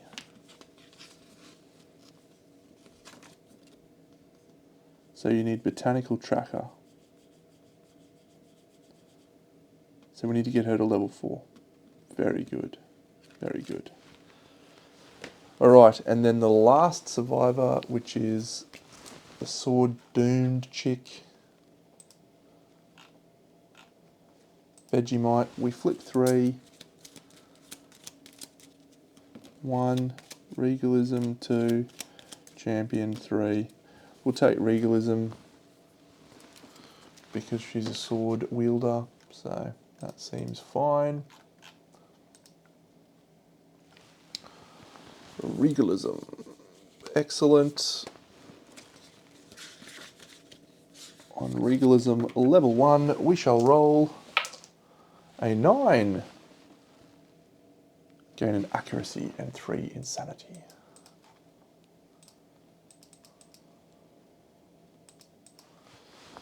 Sweet. So that's excellent. And gain a Lumi as well.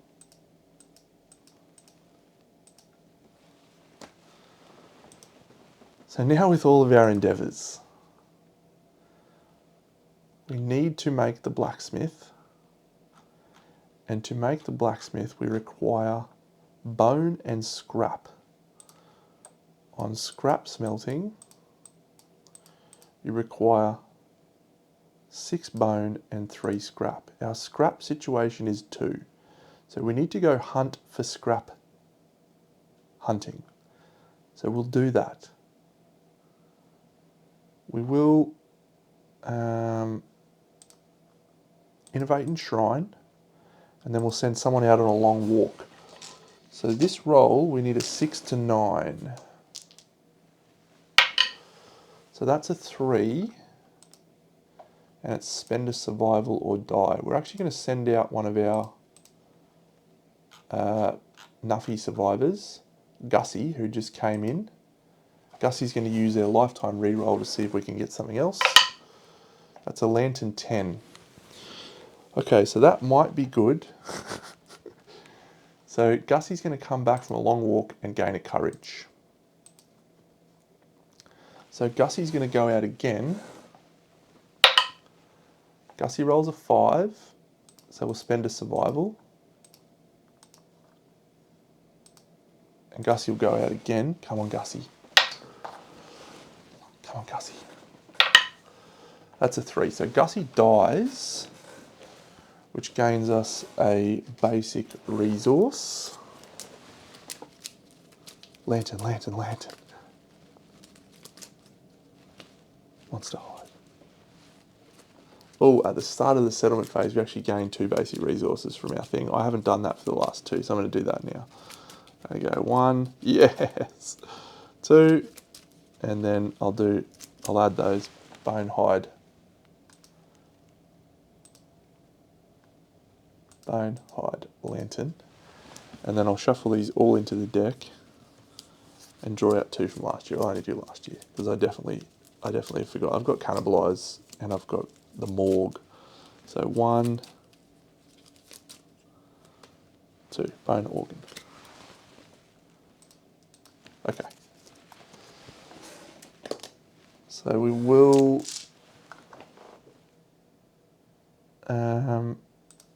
send one more person out on a long walk.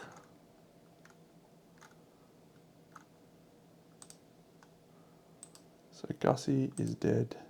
Confirm, use their lifetime reroll. Now the person will send out on a long walk. We just want one more to make the crossbow. So Kale, go out Kale, come on buddy. No, Kale will use his lifetime reroll. Yes, Kale gets a broken lantern.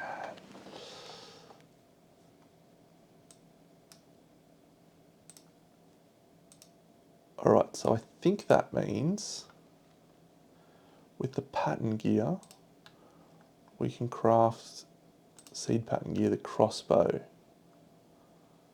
So the crossbow requires a large flat tooth,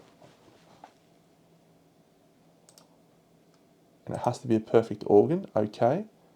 A scrap and a scrap. Requires an iron and a broken lantern.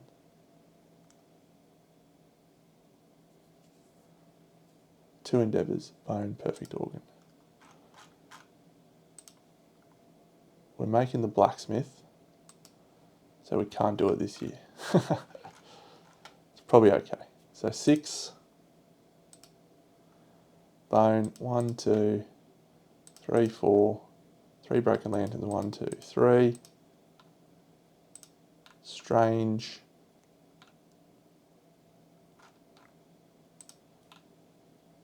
Two more bones required. So frog dog, bone bone.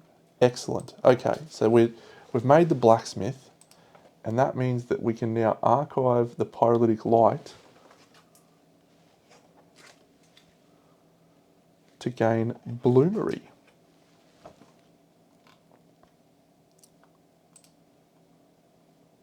Which is not on here.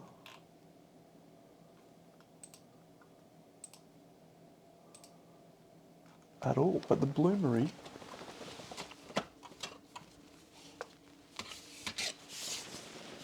that's the Gigacaterium.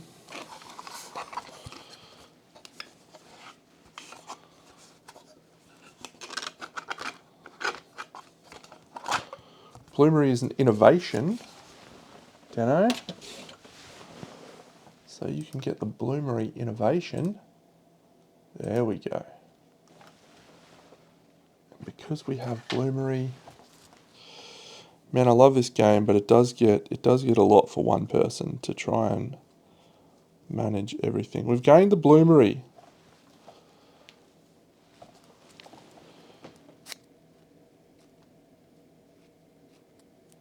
Excellent. All right, so we can't use the wrought ironworks yet because we need to craft the wrought ironworks, but that is what we've found, is the wrought ironworks.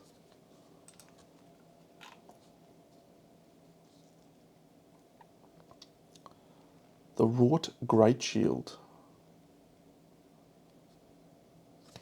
All right, I'm tremendously excited for those. Tremendously, I say. We need more armor, Deno.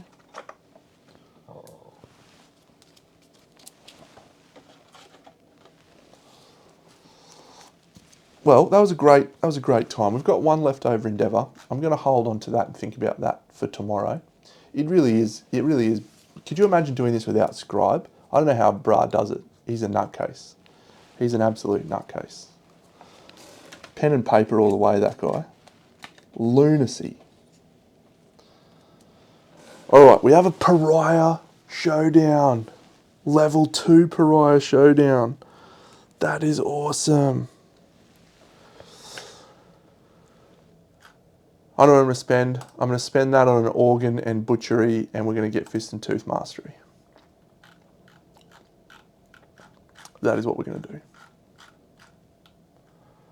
Oh yeah, Taco, you can go to crazy stats, crazy stats. Oh yeah, Taco, crazy stats. 2 permanent strength, 2 permanent accuracy. Oh yeah, crazy stats. Look at your speed, you're a lunatic. I think what we're going to do now is we're going to give that guy the Sword of Doom, and he's going to be our Sword of Doom guy.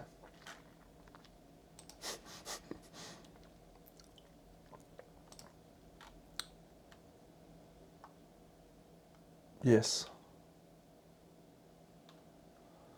I like the plan of that.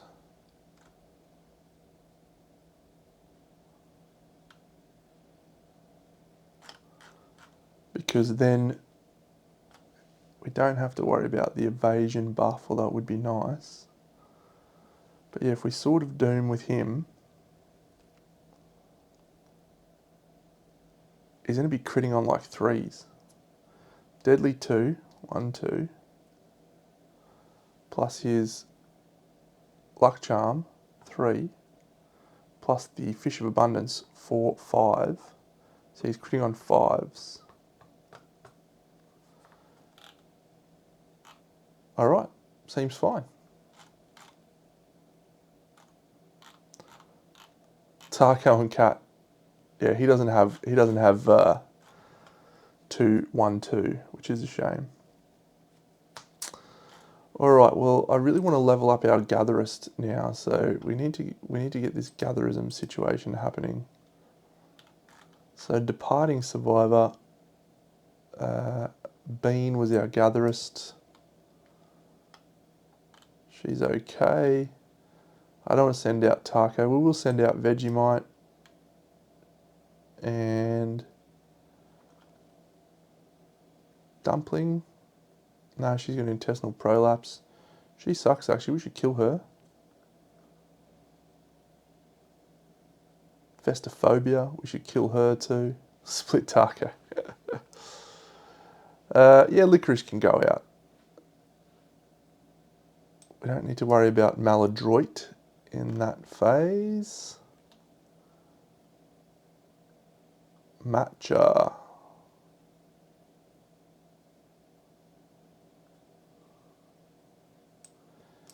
Yeah, we actually need some more survivors because there's too many with like really bad things.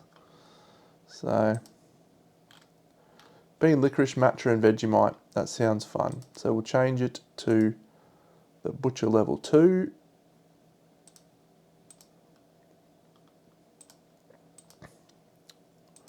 So Scribe gives us my correct collective cognition. How many fascists are we taking out? We're taking out 1 fascist with physiognomy and a second person with physiognomy, which is nice. One of these people I might give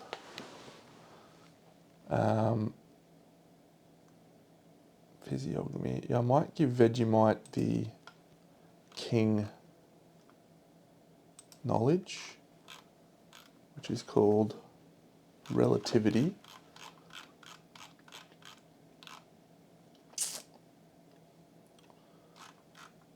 That adds the torment and systemic pressure. I was contemplating giving that to the person who's got duty bound, because that will then basically mean that they level up duty bound straight away. And level 3 duty bound is incredible. But no, we won't do that. I do think that I can make the Earl Tassets now. No, I've got the Earl Tassets, the Earl Gloves. Let's have a look. Pattern, Earl Sleeves. What do you require? Another scrap. Are you kidding me? I'm sure I've got enough scrap.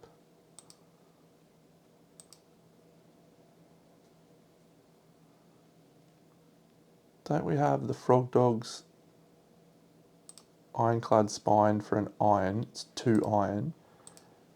And then another... I haven't done my Innovate yet, have I? Yeah, I'll look at that. Let's do an Innovate. So we're not getting any resources from this clown, but there's a hide, there's an organ. And we'll just make that a bone so I don't have to click to a different screen. Over here. I am right, I haven't done this yet, have I? Nightmare Training, cool. Saga, yes, it will be Saga. Partnership and Bloodletting, it will be Saga. Saga.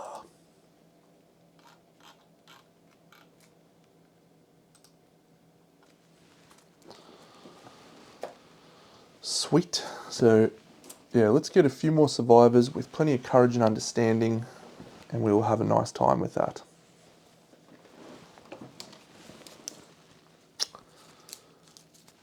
Yeah, it's just the armour sets at the moment that I feel we're a little underdone on, a little undercooked. If we had a few more armour sets, or better armour sets, I would feel like we were well ahead of the curve, which after the start we had is awesome, by the way. I don't know if you guys have watched the early episodes, but there was a point where we were down to 4 survivors. I think we were down to 4. And we got to 8. We got back up to 8. And then I went for a level 2 at the urging of Good 33 Fun, Frog Dog, and since then we've just been on a soaring upwards trajectory. It's been exceptional. It's been exceptional. So, yeah, really enjoy. I love this game. I've actually got Kingdoms Forlorn sitting over there, which I'm really keen to play, but I can't decide if I want to play another campaign of this and try out the next Wanderer, or if I want to play some Kingdoms Forlorn. I'll be able to come back to this game at any time. I have so many cool models painted. This is my, what is her name? Nico. White's the Red Witch Nico.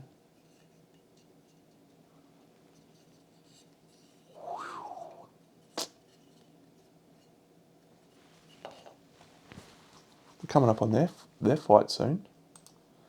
What do we got? Pariah, Black Knight, and then a visit from Nico and Brawl. Sensational. No Twilight Sword Wielder. We're going to have to do well with that thing. Okay, I'm going to head off. Friends, great session. What I'm going to do is muck around with my gear grids and see if there's anything I can do. So yeah, getting the wrought iron works is so fun. I'm going to look at that gear now and start planning out how we're going to get that. We just need some more iron. So that's cool. And then we might get the 3 Earl pieces. So we might have an Earl set and then maybe a blacksmith set. So that could be cool. Actually, we could make like the blacksmith legs right now, couldn't we? See, this is the sort of stuff I just sit here for hours after I finish recording and just do stuff. Oh, actually, let's have a look at our seed patterns. Because we got some stuff here that's... So I want to make that next year if I can. So that requires a blacksmith, which we've got, and a regurgitated survivor. Here we go. Plated shield, monster grease, round leather shield, 3 scrap. What is with all this scrap? No, refined lantern sword. We can get a seed pattern willow. Sword specialist with 3 or more courage. So that's what we've got to get for that. Alright. Okay, cool. I'll catch you on the next episode. It'll be tomorrow night, same time, same bad channel, to fight a pariah and then a black knight. See you then. Big channel out.